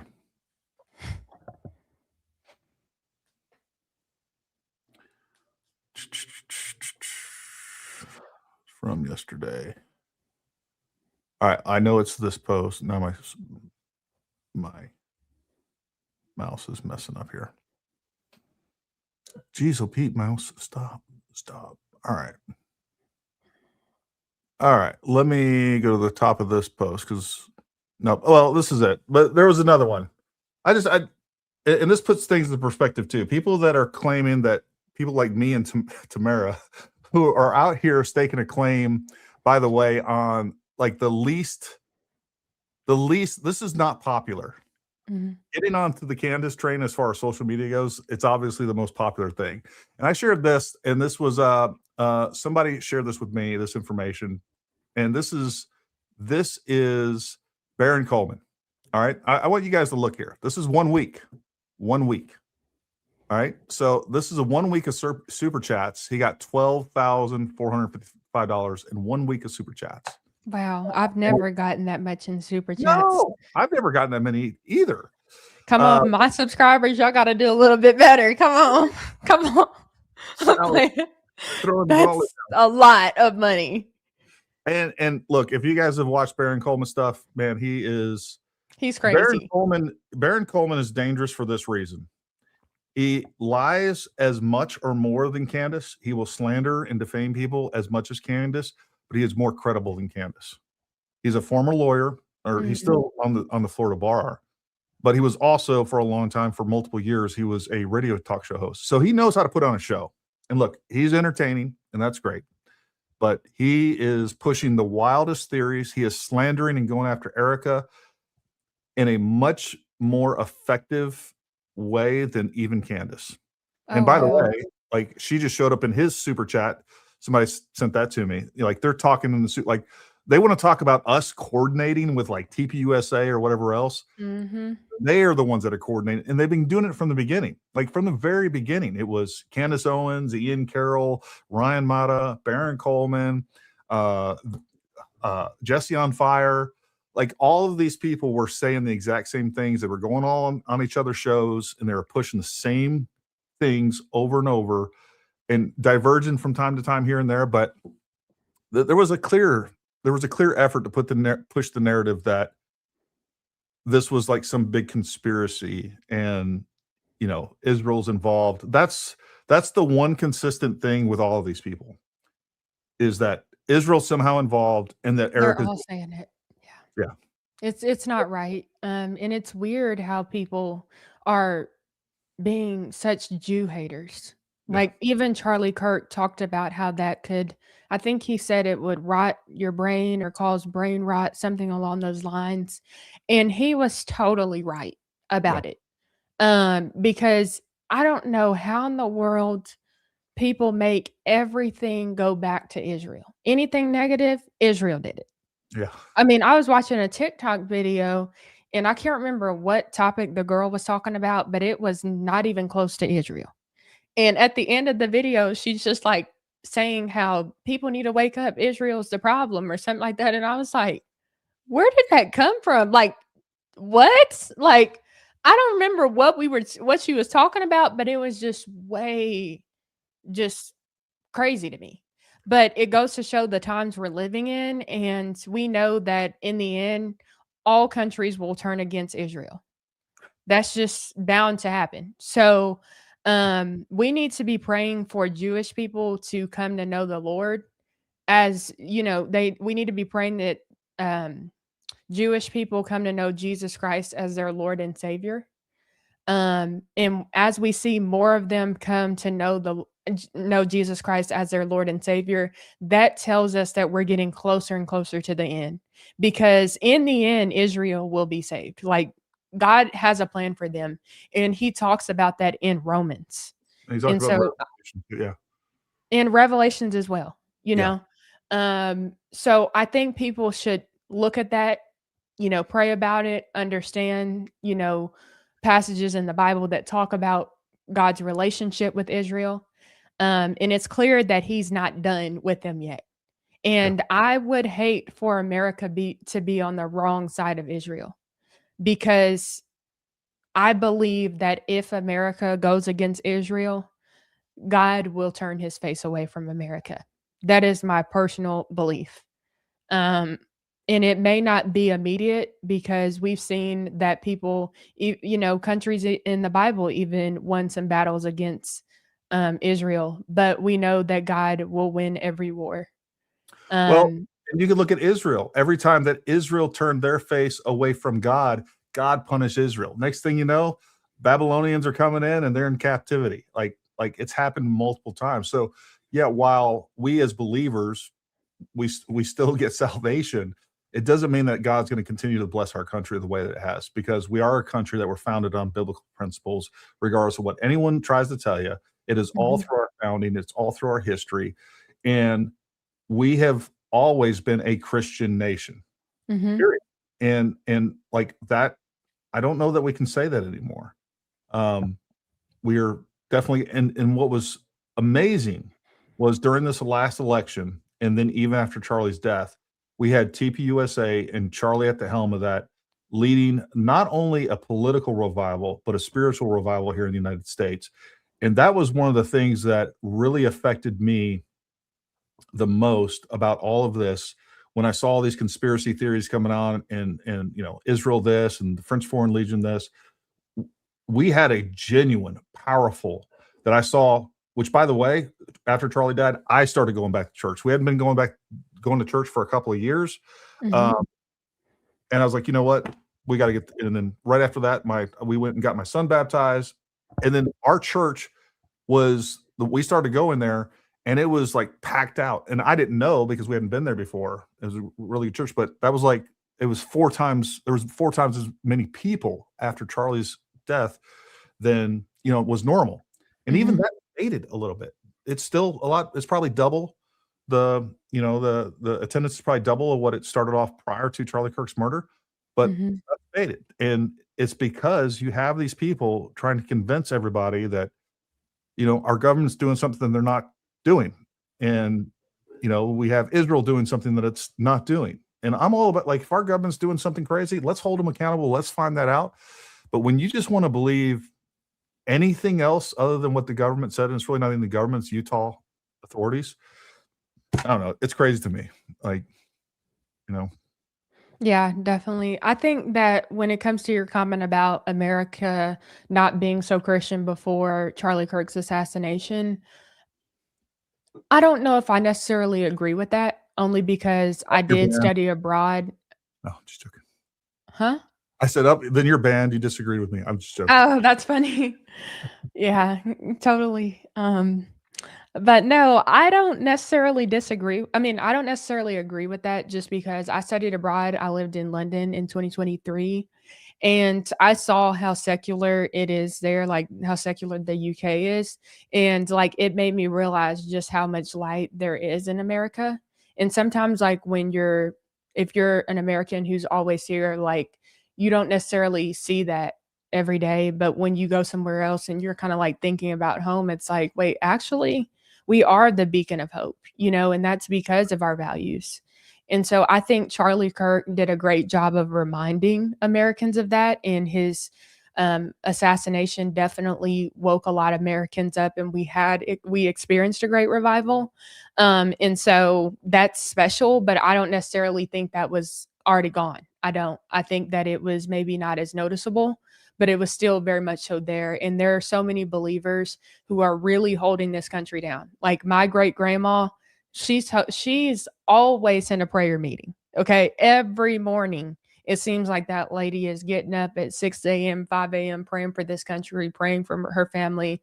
I mean, we have a lot of prayer warriors. They may not always talk about it, but they're very much so present. And we also have the silent majority who has shown up multiple times to show that they love America and they love our values. And I don't think President Trump would have won 3 times if it wasn't for evangelical Christians and, people, who really love this country and God. No, there's nothing there I just disagree with. I guess, yeah, no, I'll just leave it at that. Look, I know I've heard several people, I've read several people over here saying that they weren't able to get super chats going through. I don't know, folks. It happens. That's so weird. It doesn't happen with Baron Coleman, clearly, because he's raking them in. But for us, YouTube, no super chats for Gary and Tamara. Right, man, that sucks. I also wanted to say big shout out to Wolfie. Wolfie has done some amazing work on this as well. Have you seen his work, Tamara? I don't think I have. No. I'm going to send you some. He has kind of a timeline. It's a little bit different than what you put together. It's very different together. Okay. He has put together just a lot of different facts and the things that Candace has lied about. I think he's on like page 10 now. Oh, wow. And sometimes I pull them up and look through them if I'm doing a video or I'm like, what else did she lie? I pull that up. Anyways, really good resource. Okay. I'll tag you and make sure that you and Wolfie are following each other. Great. Thank you. Shout out to Wolfie. Yeah. Susan said, so happy to see Tamara on your channel. She's a young Christian woman. Gary and Tamara are right when they say everyone have their own personality when they're doing YouTube channels.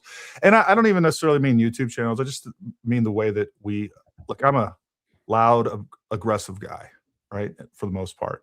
And that's how I attack life. That's just the way I do things. And that was very valuable in my military career. Sometimes it works against me in other areas of life. Like when I'm talking to my wife, for instance, when I don't even know the tone of voice that I'm using. It's just one of those things, right?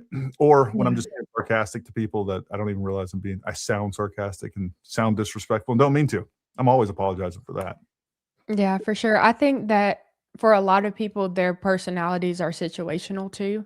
Mhm. Because and it kind of depends on what they're talking about or what they're experiencing. Because I know for me, if anybody like my subscribers know, there are some episodes where I'm full of energy, I'm talking a lot, I'm enjoying it, I'm having fun. I was doing that just a week ago, talking about The View and some craziness that was happening there with Savannah Chrisley. I mean, I have a lot of fun with my subscribers. I'm sure my subscribers also know when I'm covering tough topics, like Mhm. the one with Candace Owens.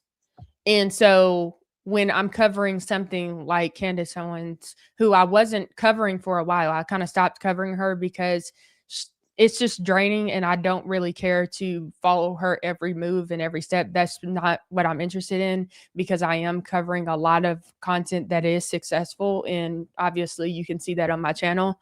But I returned back to covering her because of the investigation with Erica Kirk. And I had a breaking point moment where I was like, this is not right. And I was driving on the highway and I was crying for Erica Kirk. And I was like, I hear your cries, Erica. And Yeah. when she said these cries, the cries of this widow will echo like a battle cry, her cries were echoing. And, I even had conversations with friends of mine who were, saying, well, Candace is right and this and that. And, going so hard on Erica. And I was trying to tell them, I get it. Like Erica Kirk, she can seem a little weird, some of the things that she does are weird, as far as her mannerisms and stuff like that. Maybe not her actions, but the way she presents is just different. And so people get thrown off about that. But the thing is just because somebody acts weird, whatever weird is to you, because everybody can be viewed as weird, doesn't necessarily mean they did anything wrong. It's And a, it's it's a, like they automatically assume because they think, oh, she's acting off, that she did something. And there's no evidence to support that at all. I watched just a little bit of Candace's show the other day, and I've seen clips from other people's podcasts and stuff too. And she was bringing up like little stuff like, oh, Erica went to high school here and this and that. But there was no relevance to it. Mhm. It's like, oh, I can't find where she was still playing on the basketball team. And like, what does that have to do with Charlie Kirk's assassination? Yeah. Like, that's weird. Like, if anything, that's weird. Like, why are you bringing that stuff up? Well, So, especially and, if it's not relevant. yeah, and conversely, there's a lot of people out there that can pull up, like, again, this is con men, con women, whatever you want to call it. They can act normal, Mm-hmm. and they can act gregarious and tell you something that's a complete lie to your face and convince you of it. And like there's two sides of that coin, right? It's like you can take these people that are just terrible people that act Mm-hmm. completely normal, and I would put some of the people that we've mentioned tonight in that category, that are doing wrong things, that are Yeah. absolutely convincing you of wrong things. And you take look, I've said this before. I do think that Erica is a little. Um, I don't think she knows what to do, and I don't blame her. I think I'd be in the same spot. Like, it's like Yes. anything that she does. Let's say none of this stuff was going on. Let's say she wasn't being attacked by Candace and 5,000 other people trying to make a buck off of her pain, and she was just dealing with the facts. Like, her husband was just killed, her mother is dying, her kids just lost their father, and then she's going to go up here and give a memorial speech. Like, can you imagine in front of the world, by the way, probably one of the most viewed things that will ever take place. Do you know Mm-hmm. how weird you're going to act, people? Like, how Right. nervous you're going to be? Like, am I setting the right tone? Do I look right? You know, what do people expect out of me? I mean, all the things, like, you talk about stage fright times a billion. And then on Right. top of that, dealing with grief and trauma and not even getting a chance to grieve and worrying about your kids and your parents and the organization that your husband built and like everything that goes along with that. Like you can't offer an ounce of empathy and put yourself in her shoes for a moment and give her a little bit of grace. Like instead you're like, oh, she's crying too much. Her pants are too sparkly. Nope, she's Right. not crying enough now. Oh, she's Mhm. dabbing her eyes. That's weird. Like, oh, she said it in a weird way. Look at the tone of her face. You know, it's like, and I use that intentionally, folks, for those of you gonna bust me in the comments. I don't like the look of Look your at the tone of her face. That's hilarious. um, so you Yeah. know, it's like they're gonna pick her up. Going up there, she knows that she's on the world stage and gonna be picked apart.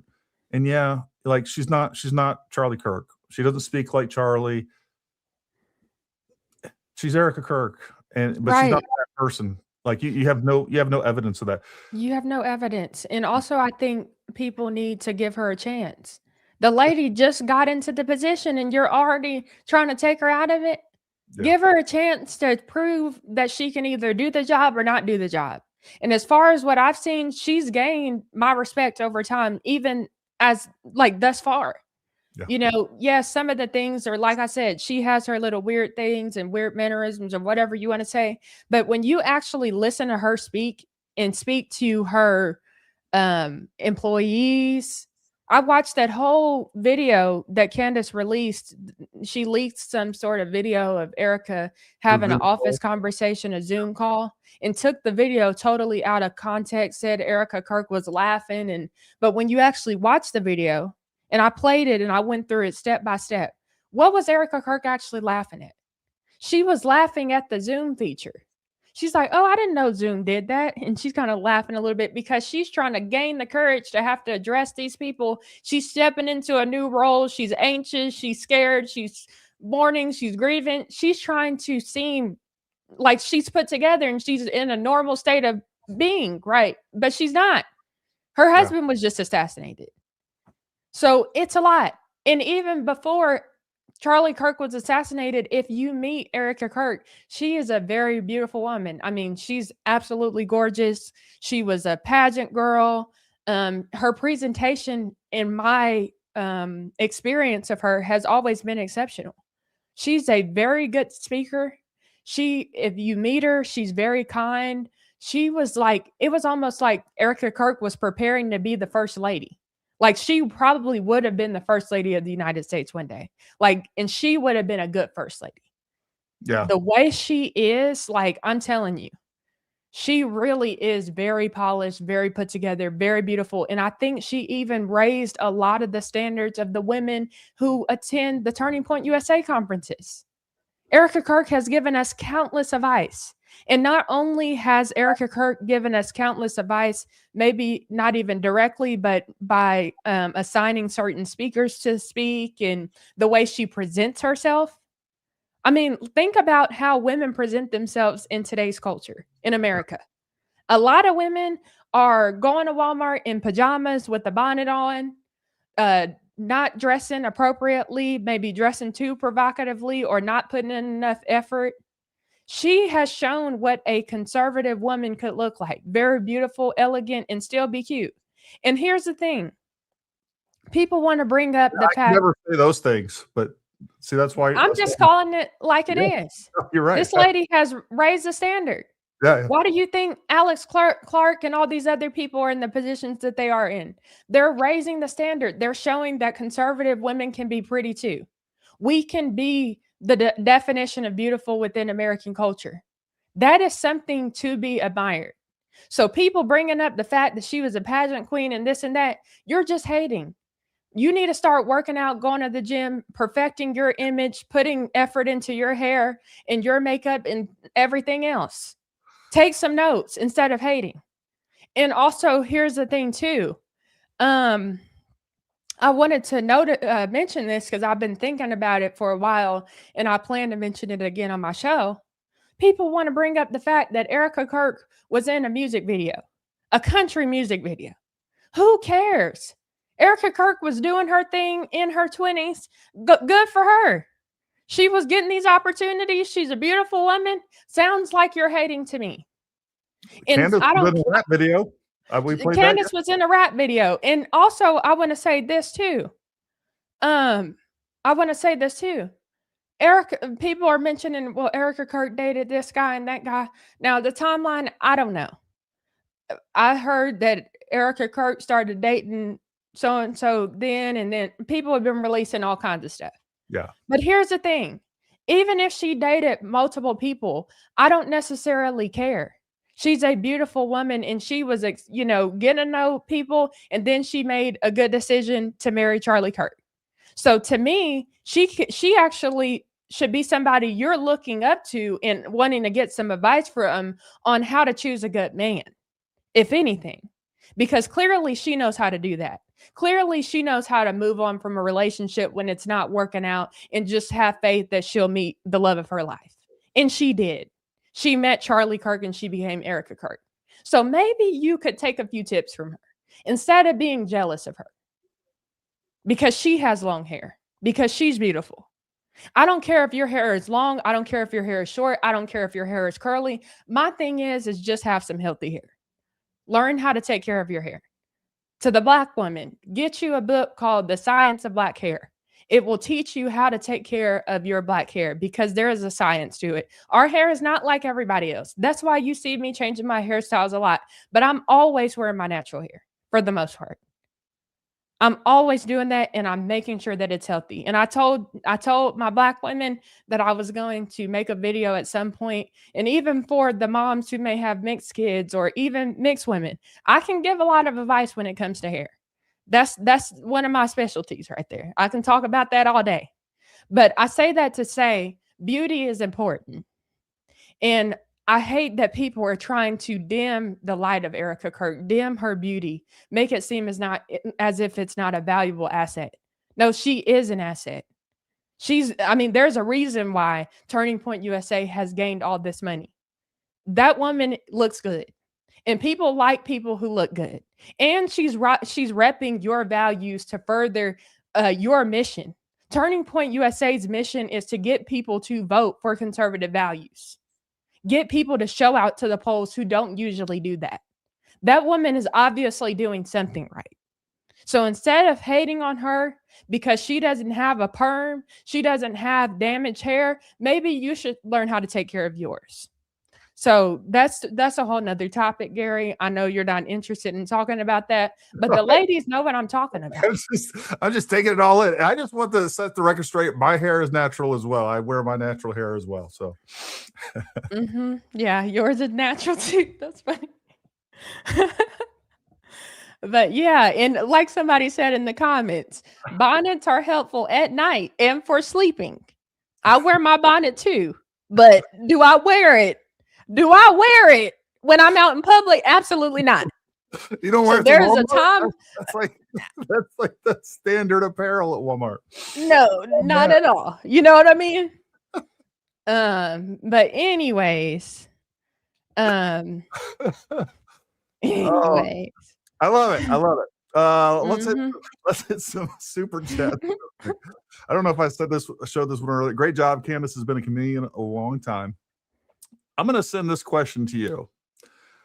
Tammy McDonald, great supporter of the channel, says, why is she hell-bent on convincing people Charlie Kirk was becoming Catholic? I don't get it. And I couldn't agree more because I don't get it either. Why is it, Tamara? Tell us.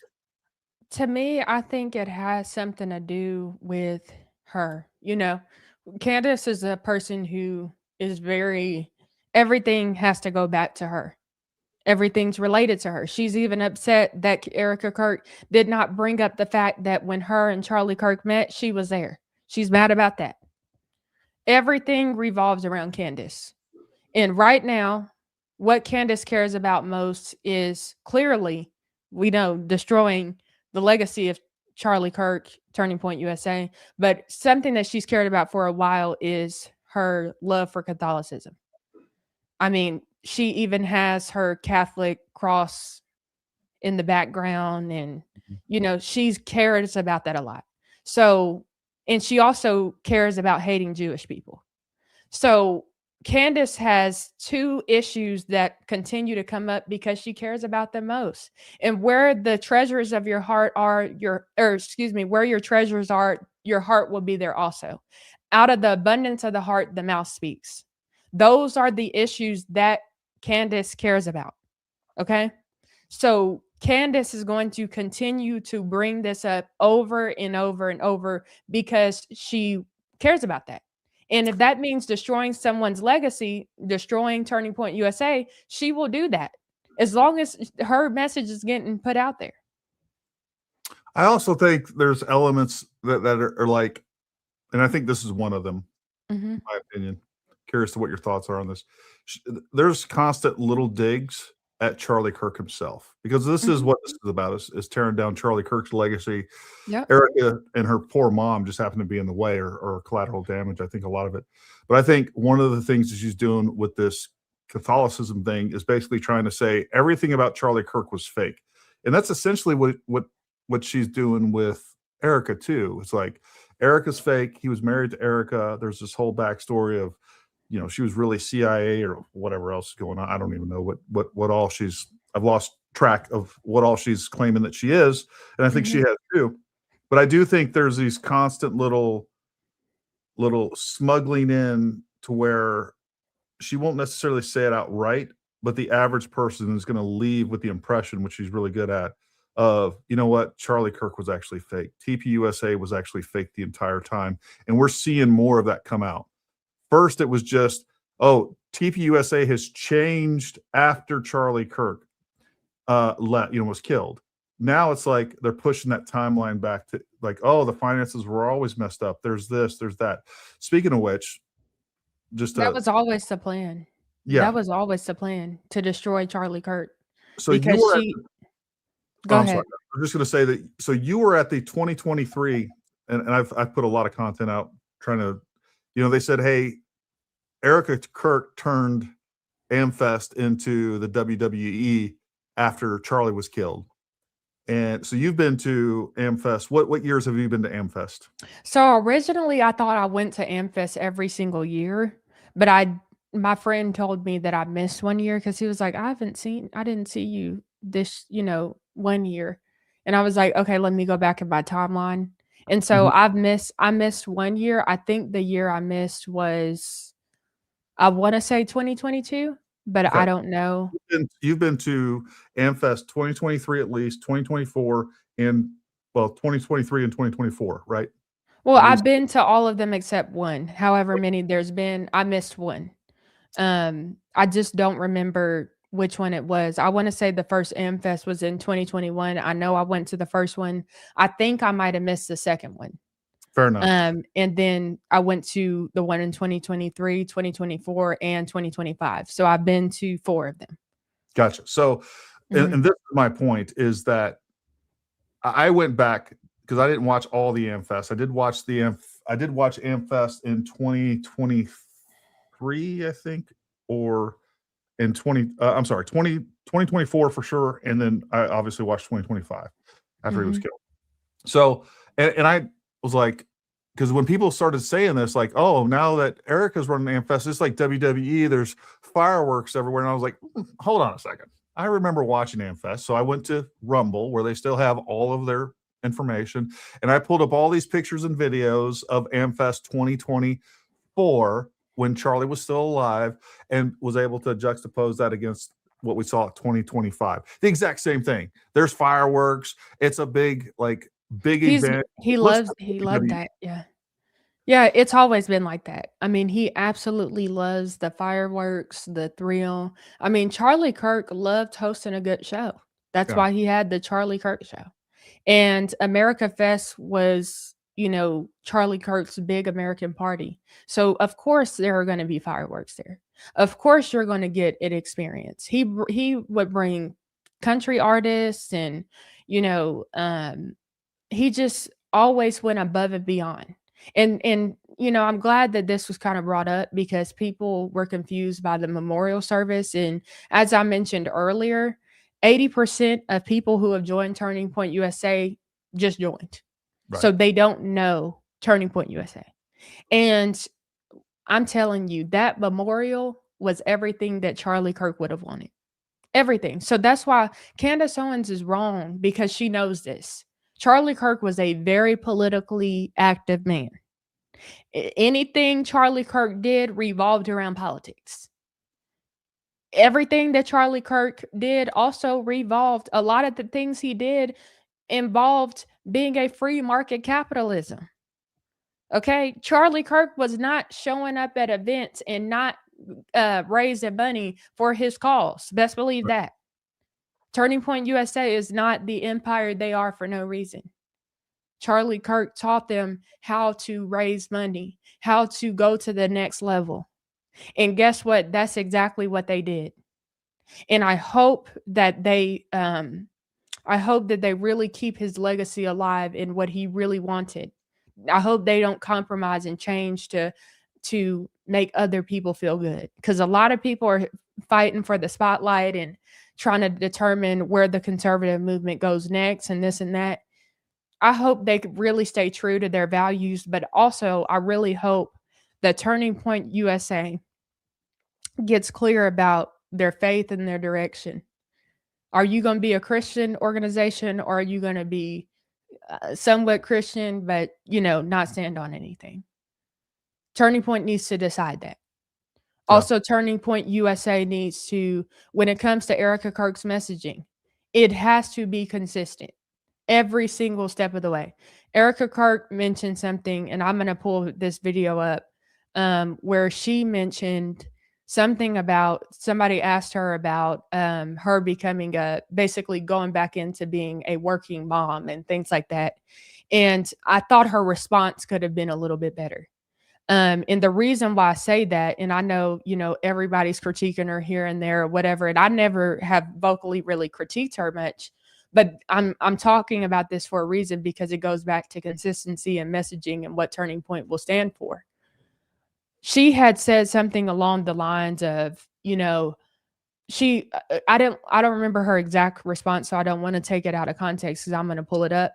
But what I wanted to say to that response is, I think it's important for her to mention that her taking on this role as CEO is her continuing to serve her husband. Her husband is no longer here. However, his legacy still lives on, and this is the role that he wanted her to do, and that is why she's doing it. She's not out of order in any way.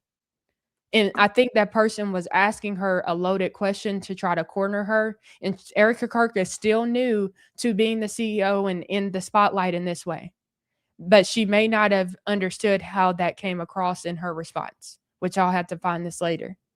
But she needs to be clear that the only reason why she's doing this is because her husband asked her to do that. So she's still being his helper. We know that the wife is the helpmeet. Erica Kirk is still helping Charlie Kirk to this day. What a wonderful wife. Right. See, if one of my goals and one of my dreams, and I don't even know if this is still my goal or my dream. I haven't really decided, because a part of me is like, I don't know if I still would want to do this. But I kind of said this a few years ago, that I wanted to be the White House press secretary one day. So, messaging is really important. And a lot of times people try to get you in a trick bag to say what you don't agree with, or put you in a place where you're saying things that may not represent your values clearly, but you didn't even mean to do that. No, you need to be a champion. So therefore, you're actually on top of the issue, and you're on the offensive. The reason you want to know the reason why I'm doing this, because I'm still being a great wife. I am a helpmeet. I am an example of what it looks like to be a woman. Thank you very much. Have a nice day. You have to have the right messaging. And so I think over time, Erica Kirk, I think she will continue to get better and better. But I think that little things like that are why, and people are nitpicking her at every little point, but it's little things like that that have to be consistent. Because at the end of the day, as a conservative woman, we believe in being a stay-at-home mom. We believe in being a helpmate to our husband too. See, both can be true at the same time. This woman was put in this situation because she loved her husband. and he wanted her to be his helpmate, and that's why he selected her. She's still doing that today. That's the kind of messaging I would like to hear. Well, I agree with everything you said. And I also think that the image that they're trying to create of Eric, like you have all these people that hate Erica and hate TPUSA, and let's be real, hated Charlie before he was killed. They're the ones that are creating the image of Erica before he was killed. And now they're the ones that creating the image of Erica for everybody else after he was killed. They're determining what Erica is and isn't. And I hate that. I hate that. So like the other thing too is like they want to paint Erica as someone that just stayed at home, did nothing but do the kids all the time. We know that's not true. Number one, she was active at TPUSA. She was doing things behind the scenes. She also had at least 2 different companies that she was running, her clothing line, as well as, was it Bible 365? So like she was doing things behind the scenes while also, like you said, being a stay-at-home mom. Just like my wife is a stay-at-home mom, but she also runs our business. Like she goes up to the shop most days, and you know, it's just part of life. And like she didn't suddenly turn into this just crazy boss chick that now all she's doing is working 90 hours a week. I don't think that's true. Exactly. I think she has a healthy balance right now, and it's probably good for her kids and for her to be at the office. Number one, making sure that Charlie's legacy is being carried forward. Number two, keeping her mind off of sitting around and feeling sad and grieving, and the kids there interacting with people and seeing what their father built, so that those core memories are locked in, so they remember what that felt like, remember what that was, and they can continue his legacy if that's what they choose to do as well. So I totally agree with that. I really do, because, you know, even when it comes to you mentioning Erica Kirk already being active in Turning Point USA, it's not like she just randomly became active. Right. Erica Kirk, I believe her first speech was at YWLS 2021. Erica Kirk has been active at the Turning Point USA conferences since her and Charlie Kirk got married, at least on stage. And I'm sure while she was Charlie Kirk's girlfriend, she was still probably very much involved because of the story of how they met. So she's been involved this entire time. However, she has stepped into the role of CEO. And I think you make a good point about how this is keeping her preoccupied. She mentioned that in her, in the leaked audio call. Yeah, the call That from her yesterday. Turning Point USA family was really keeping her uplifted. Yep. And we're She's engaging with actually the kids. Yeah. right, and engaging with her kids. We've all also noticed that they have that whole room dedicated to toys and things that people have sent for Charlie Kirk's children, so they can feel Charlie Kirk's presence and see how much people love him and all that stuff.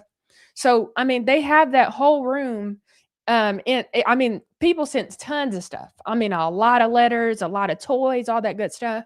So, I mean, people are showing up and showing how much they love Charlie, and the kids should see that, of course. And then also, Erica Kirk is his wife. That's the weird part about it, is like, I don't understand why people think that Erica Kirk needs to ask permission to do anything. Yeah. At the end of the day, that is Charlie Kirk's wife. They were one. Yep. So therefore, she doesn't have to ask permission to move and do whatever she wants. Yeah. Whatever she says goes. Nobody cares if you think that somebody else should be the CEO of Turning Point USA. Nobody cares. Nobody cares what you think, because it's not your call. It's the number one, it was Charlie's call. And on top of that, it's the board of directors call. And they're the ones that get to determine who the CEO is. And if you don't want to donate because she's the CEO, then don't donate. Nobody cares. Like, you know? Yeah, nobody cares. And that's the thing, is they think that their opinion matters more than it does. They have already voted her in as CEO. This has already happened. Yeah. So if you don't like it, that's a personal problem. But what you shouldn't be doing is destroying a good legacy. Yeah. Turning Point USA is a good thing for America. If Turning Point USA falls, obviously there's nothing new under the sun. Eventually something may rise up or whatever, but that's not guaranteed. And we don't know when that would happen. That could be 50 years from now. So therefore, why are you trying to destroy something that we know to be good? That does not make sense at all. This is something that has already been proven to be sustainable over a decade. So to me, the people who are criticizing the most are the people who haven't built something sustainable. This goes back to Candace Owens' legacy, her timeline. What has Candace Owens built that has been sustainable? Everything that she has built has ended within a couple years. Yeah. If that. So she's why are never you built even anything that's like bigger? That's like she's never done any charity work that I'm aware of. She's never created a charity. She doesn't know how that works, which is why she finds, a long history of Erica Kirk working in charity. She finds that suspicious because she's never done it. The other thing, like you said too, is they want to tear down TPUSA, but they don't have a replacement. Like there's like, who's going to fill that void? And I don't the think replacement is Candace Owens. But who's going to listen to her? Like her little million. The only people who listen to Candace Owens are her supporters and followers. People who actually are involved in when you think about Candace Owens supporters in the grand scheme of life and the grand scheme of America, they're a small group compared to most of America. Charlie Kirk was able to win over half of America. Yeah. Just by his activism alone, just by his engagement with college students. I've been to Turning Point USA events, and I've been to at least one after party that Candace was supposed to be at. And she wasn't there at that after party in 2021. And something that I noticed that people kept mentioning is that she doesn't show up for her fans. She doesn't show up for the people who actually support her. So what makes you think that all of a sudden Candace Owens is going to show up for you? It doesn't make sense. And Candace Owens keeps saying that basically Israel has, Israel took Charlie out and things like that. I mean, Candace, you are the biggest Jew hater. You happily accepted being the anti-Semite of the year, just like I think a couple years ago. You happily accepted that. They haven't taken you out. Right. So, but once again, in their minds, they believe that Candace Owens is the next best thing. So in their minds, they believe she can do it. Her and George Farmer, the person who couldn't even sustain Parler, the person who wasn't picked to run Turning Point USA UK because he's not American. Yeah, they think that they can do it. So that's that. She did a great job with Blexit. I'll give her that. She ran it to the ground. Exactly. Blexit, for example, she even got them in a lot of debt. So I'm going to hit a couple of, I'll hit a few more of these. We'll kind of go through a bunch of these super chats real quick. And then I got at least one more category that I want to ask you on and get your thoughts on it, and we'll take it from there. Did Candace do a show today? I think she did do a show today. I didn't watch it. And I was grateful for the break. Israeli governor turned Jesus over to Romans to be crucified. God did not turn his back on Israel then. Why would he now? That's right. And you know what? You can say whatever you want about that. And I know people turn this into an anti-Semitic thing where it's like, the Jews killed Jesus. Well, guess what? They were fulfilling prophecy. That's what they did. It is what it is. Use caps to fake the trigger words in super chats. I don't know what that means, but I'm sure I got it. Tamara's investigation into Candace demonstrates legitimate truth seeking from an authentic Christian. I've been hitting you up on X to have her on your show. Great to see it happen. God bless. I've seen you mention her multiple times, Dr. Altoids, and on X, and I was getting hit in emails and in comments and like, Tamara this, Tamara. I was like, fine, I'll have her on. Jesus. Thank you to all my subscribers. Y'all really do go above and beyond. So that's awesome. Steve Needham, we appreciate you becoming a YouTube member. I finally made it to a live stream, so I'm sending my first official super chat in real time instead of after. Thank you, Gary, Tamara, and the chat for a great discussion. Nobody better. Miss Mel D82. We appreciate you, Mel. Thank you very, very much. Oh, Gary Shaver. This is the first podcast in a long time I've actually enjoyed. Thank you, Gary. That's not a compliment. It's Gary. I know we've been doing a lot of Candace coverage, and Gary's tired of it, and this Gary is tired of it too. I promise you. All right, so I told Gary, I said, I can't do a sit through a Candace Owens show reaction with you. So So if I'm gonna come on, we're just gonna talk. That's for sure. So I reached out to her last night and I was like, "Hey, Tamara, I've had all these people tell me need to have you on. I just watched some of your content and I would love to have you on." And she said she was available today. I was like, "Okay." She gave me a time block that she was available, and I was like, "All right. Would you like to do a reaction?" She was like, "No." I was like, "Thank you, Lord." All right. I'm glad you said that because Mhm. I know y'all love that, and there is some value in it, and it's important. I do believe that, but at the same time, it is exhausting. The next thing that I want to talk to you about is this movement, and it's all tied together, and we've already been talking about elements of it. It's the Hate Israel First movement, but it's also the Don't Vote in the Midterms movement. It's the Black Pill movement, disenchanted voters movement, disillusioned conservative voters. People are hijacking this. They're hijacking the Epstein files. They're hijacking the current military operations in Iran to tell people. And Nick Fuentes just came out. One thing I will say about Nick Fuentes, at least he has the integrity to come out and say it. He's like, "I'm voting Democrat come midterms." So at least you know where he's coming from, as opposed to these people just saying, "Oh no, I'm still conservative. I just don't want you to vote for the conservative movement so that the Democrats and the liberals can take over, and all the problems that they created are just going to get exponentially worse." What do you think is behind Candace Owens, Tucker Carlson, Megyn Kelly, Nick Fuentes, and just a host of other people out there trying to sabotage MAGA, the conservative movement, the Republicans come midterms? What's your thoughts? I think the root of it is obviously evil, but self-destruction plays a role in that. And then self-destruction, it starts on a micro level and then it just goes to a macro level. These people are unhappy with themselves. They're miserable. And they want everybody else to be miserable. Misery loves company. They're not happy. They didn't get their way. Trump didn't do what they wanted them to do.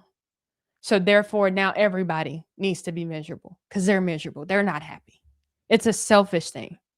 And that's the thing is this is why we have to continue to put our flesh in check. Because at the end of the day, we all battle with selfishness. We all do because we're human. And so, unfortunately, these people have platforms where they can be so selfish, but seem like they're quote unquote helping others because people are watching them rant about their selfishness and they're enjoying the entertainment. Then they're being influenced, their mindsets are being changed. People are so mindless. This is a mindless generation. And that's why people need to put their phones down and go touch some grass. You're way too addicted to your phone. You're way too addicted to instant gratification. So when the president is saying, "Hey, we got to do this," you want instant results. Right. That is not his job to make you happy in the moment. Sometimes he has to make tough decisions. Being in that, I don't know if people looked at the pictures of him and the other military personnel who were in that situation room when they were making the decision to go to war with Iran. All of them looked so serious. They looked like the weight of the world were on them. You need to understand these people are people. They are not perfect. They're going to make mistakes, but they are doing their best to do. You have to have good faith and believe that they're doing their best for the country, unless you see that they're not, which I believe that President Trump is doing his best. I really believe that. I do. And that's the other thing too, is you got to take into account the fact that like he, as a president, you're up against a system, a huge system. Like you can't just come in, anything that you can't get done immediately with an executive order is obviously takes a lot of time. And what I've been saying for the last several weeks on this show and trying to reinforce is like this president has gotten more done in a year than most presidents get done in 4 years or even 8 years. We got the border shut down, and I would take that alone. We're still getting deportations. They're not going as fast as I would like them. We're not getting other things that people would like get done as quickly as they would get done. A lot of people are kind of stuck on the Epstein files. I think that ends up being just a big psyop. I do want to throw this up here just real quick because I know Jenga. I want to make sure that I'm clear on responding to, I'm assuming, your super chat. I wasn't saying that you were the one saying that, people killed, Jews killed Christ. I was just putting that in context, and I apologize. So Jenga, I knew exactly what you were saying, and I agree with what you're saying. So I just want to make sure that that's clear. But yeah, like you can't expect everything to get done in the first 12 months. That's not how our government works. And that's a good thing, by the way, because if everything that you can get, you promise in the campaign is going to get done the first 12 months, guess what? Democrats can do that. The leftists can do that. The communists, the socialists that are running our governments can do that. And it's a slow process for a reason, because our founders were really intelligent and they didn't want to make it easy. Now, when you said, do you think it's just like petulance and selfishness, or do you think these are people that have ulterior motives in trying to? There's money involved for sure. If Money that's involved. where we're going with this, I do think there's money involved. I mean, think about Tucker Carlson. I mean, his America Fest speech, what was that? I'm just wondering, because Memorial that speech. was not his memorial speech. I mean, all of it.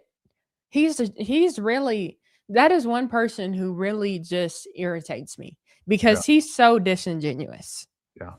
He is so disingenuous. And the difference between him and people like Candace, Nick Fuentes, those are the two ones that I can think of right now, is they are going to tell you what they really think. And they say it how they say it. We know that. But Tucker Carlson, on the other hand, he's that type of person who smiles in your face and just, he's a snake. Yeah. That's the best way I can explain it. And I would rather a viper in the grass than a snake in my bosom. So that is Tucker Carlson in a nutshell. There's conservatives for years have been saying, and I talk about, like, there's two podcasts I listen to pretty religiously. That is the Joe Rogan podcast, and until about 3 months ago, well, it was his memorial speech that did it for me. Until that memorial speech, I listened to Tucker Carlson every day, and I really like Tucker. And for a long time, we even had seen some like emails leaked where Tucker was undermining the president behind his back, but promoted him. I believe it. Basic. And now I realize that's true. He's somebody that always hated Trump. I do believe that.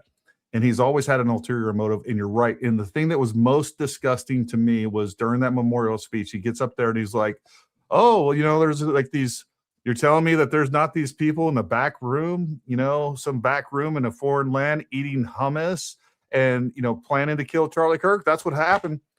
And I was like, oh my God. Because we all know what he was saying. But then days later, when people are bringing this up to him, he's like, I wasn't talking about the Jews. See, I mean, that's how he is. You are a liar. He's a liar. I can't stand him. I'm done with you, dude. I'm done with you. That's it. We're done. You are a liar. There's nothing. Now I question everything that I ever trusted or thought was correct. Yeah, he's unbelievable. And it's crazy because when he was on Fox News, I really, I used to like him at one point. I remember when he spoke at American Fest in 2021, I was like, that was a great speech and all this stuff. Next thing you know, I'm like, this man is just, he is so slimy. Like, I mean, that's probably why I don't watch a lot of his content too, because he makes my blood boil. Because it makes me mad when I get mad at people like Candace Owens who are just saying the worst of the worst. And she's telling you to your face. Tucker Carlson is like, they're both wrong. And they both, in my opinion, are evil and they need to repent. They're allowing Satan to use them. They're allowing themselves to be demonically possessed. And they need to repent before it's too late. One thing I don't like about Tucker is his... just in different ways, but yeah. Exactly. Yeah. One thing I don't like about Tucker is the way he like you said, he's disingenuous and they're both disingenuous. But it's the way he goes about it that just angers me. Yeah. I think I agree with you. He's a little bit more deceptive about it. Well, the thing that always irritates me about, and that I find repulsive about Candace is like, I'm not accusing anybody of anything. I'm just asking questions. What's the problem with asking questions? No, you just made an accusation, a clear accusation. You threw a question mark on the end of it. And now we're supposed to believe that you weren't accusing, which doesn't work in the court of law when it comes to defamation. I know a lot of people think Exactly. that clearly does too, but it's not going to work for her when it all comes down to it. If Especially USA decides to sue him. Exactly, especially when you're lying as you're asking the question. Like, she misrepresents a lot of stuff she says. Like, she'll say stuff and it'll be subtle. Like, she'll be asking a question, but she loads the question. It's a loaded question. Yeah. So I don't know how the court would view a loaded question, because from my understanding of how court proceedings work, even when lawyers are questioning individuals, if they ask a loaded question, the judge is going to say, the judge is going to rebuke them, because there's a certain way you have to handle things. And so I think that Candace is really not asking questions. She's making statements and then putting a question at the end to try to cover herself. But the thing is she's asked a little bit too many of these loaded questions. Well, and she slipped up and just made flat out accusations as well. That's the other, and it doesn't matter. Like I said, I had Andrea Burkhart on. I was asking her about that. I'm like, clearly she's painting a picture of what the conclusion that she wants her viewers to go. And she's like, the court would see right through that. That's not a real thing. Like, a judge sitting up there would be like, we see what you're doing, woman. We see what you're doing. You're accusing these people of committing murder. And by the way, there's plenty of statements where you just flat out said it, like where you've slipped up, whether it's on Pierce Morgan and many other ones. So that's we've been going for 2.5 hours. I think we're even beyond what you said you were available for. But I guess the final couple things that I would like you to just talk to everybody about. Number one, what's your outlook on America? What do you think people need to do or look for in the midterms? And then any other advice that you have for anybody out there watching this now or in the future? Okay, I'll answer that. And I don't want us to forget about what we told your subscribers we would do, talk a little bit about Pentecostal, Oh, yeah. our Pentecostal backgrounds and stuff like that. Yeah. So I'll say that first just so I don't forget.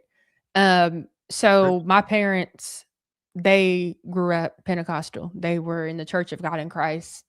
And we have a history of my family history is basically like rooted definitely in the Church of God in Christ, dating back generations. However, when I was 6 years old, my parents left the Church of God in Christ church and they became non-denominational. And so I was raised non-denominational, but I think Gary made a good point earlier that there are certain things that I agree with when it comes to my current church. And then there are things that I don't agree, that I still agree with when it comes to how Pentecostals do it, And so I think that once it's kind of in you, it's in you, not, and there's a lot of things I don't agree with them. There are things I don't agree with them on too. So that was I wanted to add further context there and make sure I don't forget to answer their question.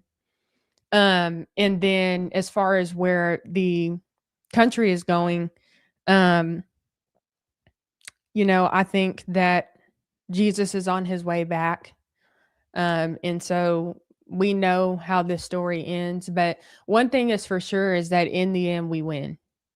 So I think everybody watching this needs to make sure that they know where they're going after this, because this earth is temporary. This earth is not our home. We're just passing through. And so, who is your hope in? Is your hope in money? Is your hope in the world? Is your hope in the American dream? Is your hope in President Trump? Or is your hope in Jesus Christ? That's what you need to decide. Because I think a lot of the anger that people are experiencing in America is because they're putting their hope and their faith in the wrong people, the wrong sources. And they're getting frustrated because humans don't do stuff the way we want and they make mistakes. But I serve a God who makes no mistake. I serve a God who created each and every one of you. He made you in his image. He made you for a special purpose. And I don't care what you look like, whether you have hair like Gary's or hair like mine. I do not care. At the end of the day, we are all children of God if you belong to Christ. And so make that decision today. Don't put it off. I think that's so important. My dad asked me just a few weeks ago, Tamara, if, he asked me about the fivefold ministry. And he said, what would your gift, if you had to decide what your gifts were? I said, well, I don't know for sure, but I would think it had have something to do with, if I had to choose, I would say evangelism and teaching, And so those are, if I had to choose out of the fivefold ministry, I would say those two for me. But I think each and every person has gifts, and each and every viewer needs to identify what those gifts are, their gifts are, and live their purpose. Live for the glory of God. Find something meaningful to do and do it with all your heart. I think that's something that King Solomon made clear, is that, a lot of this life is chasing after the wind. So find joy and satisfaction in your own toil, because that's from the hand of God. So that's what I'll say.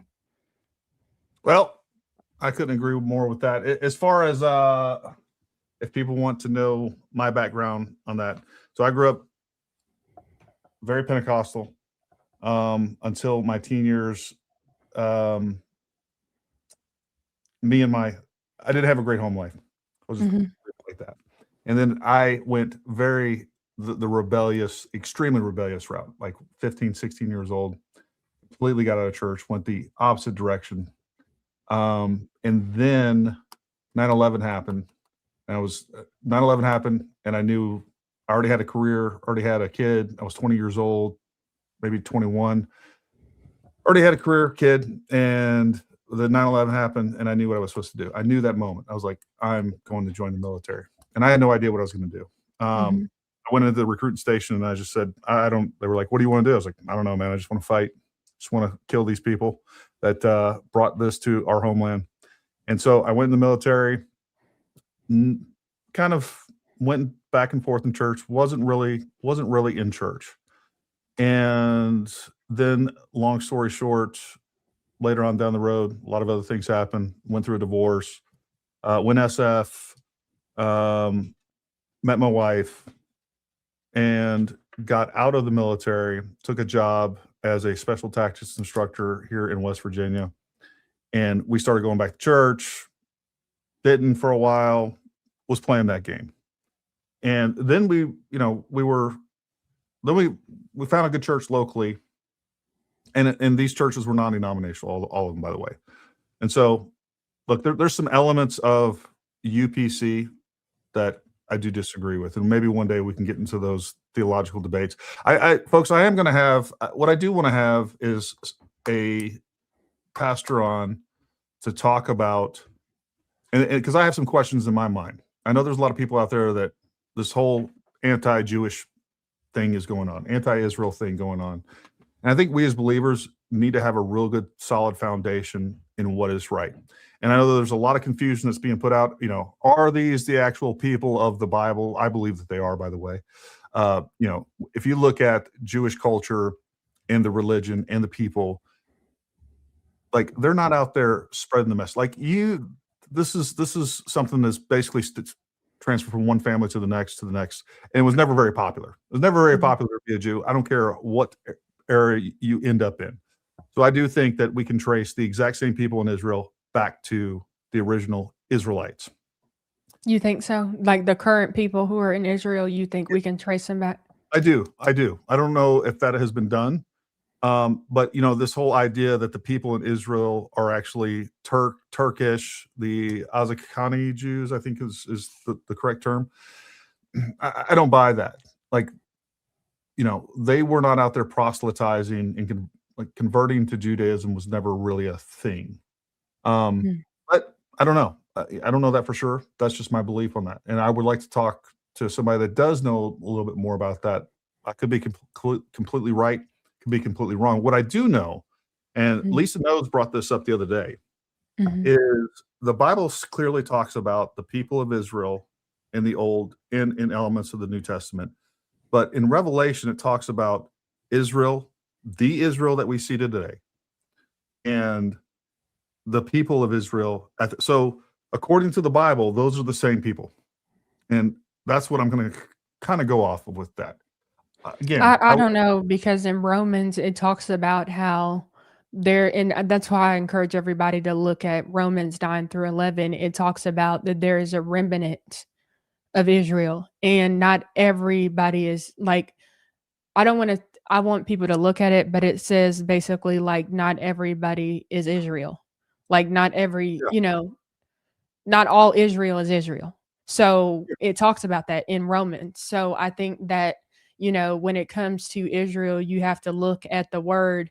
Now, when it comes to what you're saying, I don't necessarily know if there's truth to it or not, but um in Revelations, we know that, Israel is brought up again. mhm. So, I think people should do um their research. You may be right, you may be wrong. I don't know enough to Yeah, know, but I I agree. know I that agree. it I kind think of talks about that. those are not like specific questions I've ever explored. Like I just haven't. Mhm. And a lot of these things are being thrown around. I don't trust the people that are throwing that stuff around. That's what I'll tell you right now.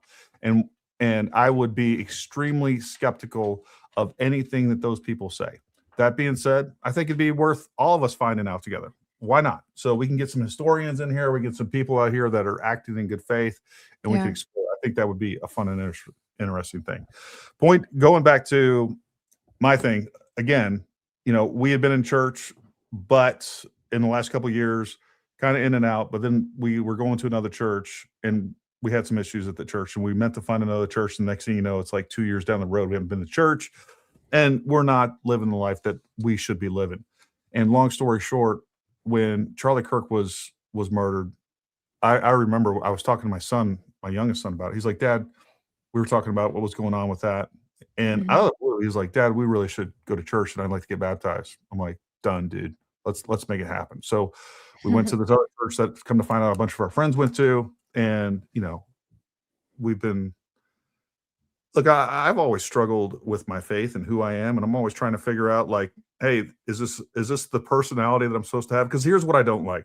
Man, there's nothing that's ever turned me off more than these wimpy Christian dudes that are like these hippies, like I don't know. I don't know what the answer is, and I'm always trying to figure that out and trying to determine, you know, um, I don't know. But you know what? I know I'm saved, and we're going to continue to try to improve our lives and make sure that we're living for God and doing the right things.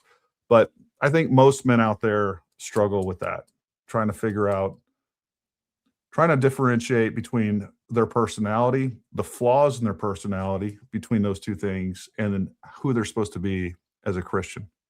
And Mm. that's something that I personally struggle with. So if you guys got answers for that, you let me know. But what I can tell you is no matter what, one thing I've always, especially on this channel, man, I believe in the truth and making sure that Mhm. we get the truth. And I'm not going to bend that for anybody. And if I get some things wrong, let me tell you something. When I said it, I believed it was true. But if I get it wrong, I'm going to come back and correct the record. And I've done that multiple times. We will continue to do that. There is a couple of other super chats I want to hit real quick. Cannot express how much I appreciate this channel, the chat, and everyone here. Gary, Tamara, the other guests, and so many in the chat believe in Jesus, have discernment, and are wonderful people. God bless you all. Well, God bless you, David. We thank you very much. Have Tal Aran on. He discusses the histories of the Jews a lot. I will. I'm writing that name down.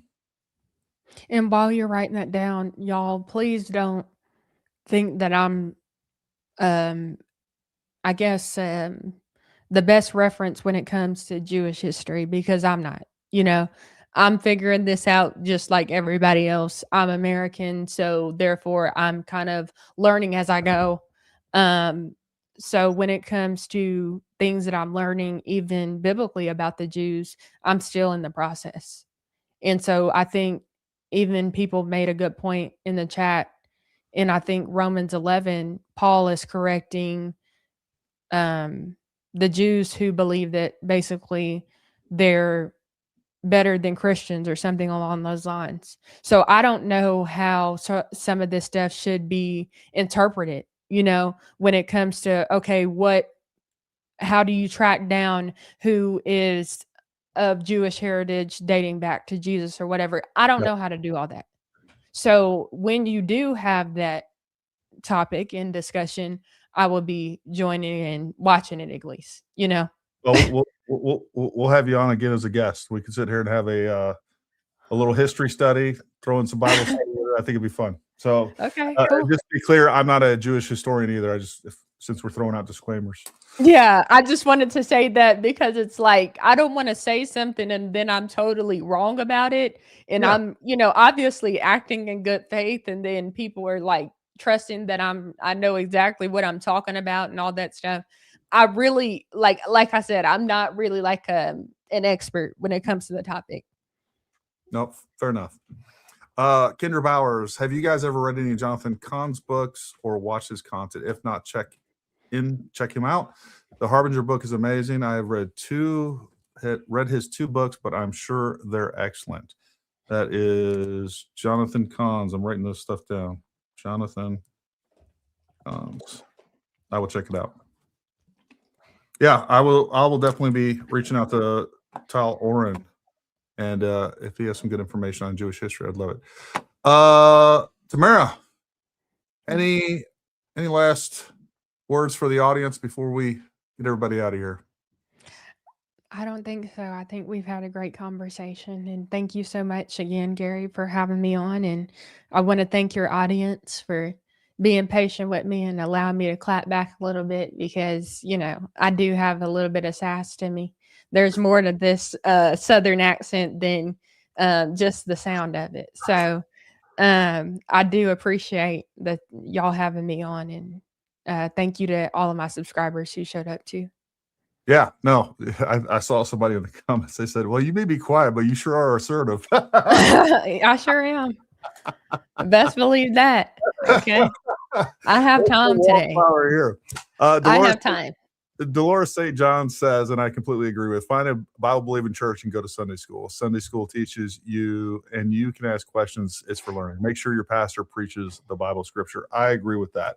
And there's so many of these new age churches out there that are just, they're not teaching doctrine. They're teaching something else completely. And, so there's that. We got one more super chat that's relevant. I'm a Ashkenazi Jew, and I am white as snow. I took a DNA test, and I'm 99.9% from Israel, and I don't know of any of my ancestors who are from there. Well, that's very interesting. That is interesting. I think Jewish people, like when I've seen a handful of Jewish people, they are so beautiful. And I know they all look different, but I remember, and my mom always brings this. I thought he looked beautiful, but I hear what you're saying. Yeah, but they're beautiful people. I mean, I remember my mom and I were at the mall, and we met this Jewish man. I think that was probably the first Jewish man that I ever met, and he had the most beautiful eyes, amazing presence. I was like, wow. So the crazy look, I've known I have Jewish clients, I have Jewish friends, I have Jewish enemies on X. Look, the crazy thing about this whole idea that we lump the Jews into, or even Israel's a country. It's like saying all Americans are this, or especially like just Jewish people. They're like the most philosophically diverse people that you'll ever meet. There's some that are extremely hardcore leftists that hate Israel as much as, I don't know, freaking white supremacists out, some KKK guy out there. And then there's like that are hardcore conservative and everything in between. And so it's never ring true to me. Even when I hear people talk about, all the problems come from the Jews, like how? Like they don't even agree on anything. So it doesn't make sense. That's a good point. I never thought about that.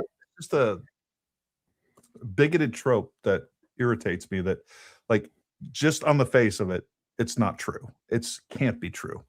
Anyways, Tamara, thank you so much for coming on the show. I enjoyed this. I promise you more than you did. And I appreciate all of you guys out in the chat. And I just appreciate you coming on the show and having a good time with us. And I hope you enjoyed yourself. And I appreciate the chat for being respectful, jumping in on the conversations. That's what this is all about. That's why we do these lives. So have a wonderful, wonderful weekend. Tamara, you don't go anywhere, but for everybody else, have a great weekend. God bless you and yours. And until next time, stay armed, stay ready. We'll talk to you.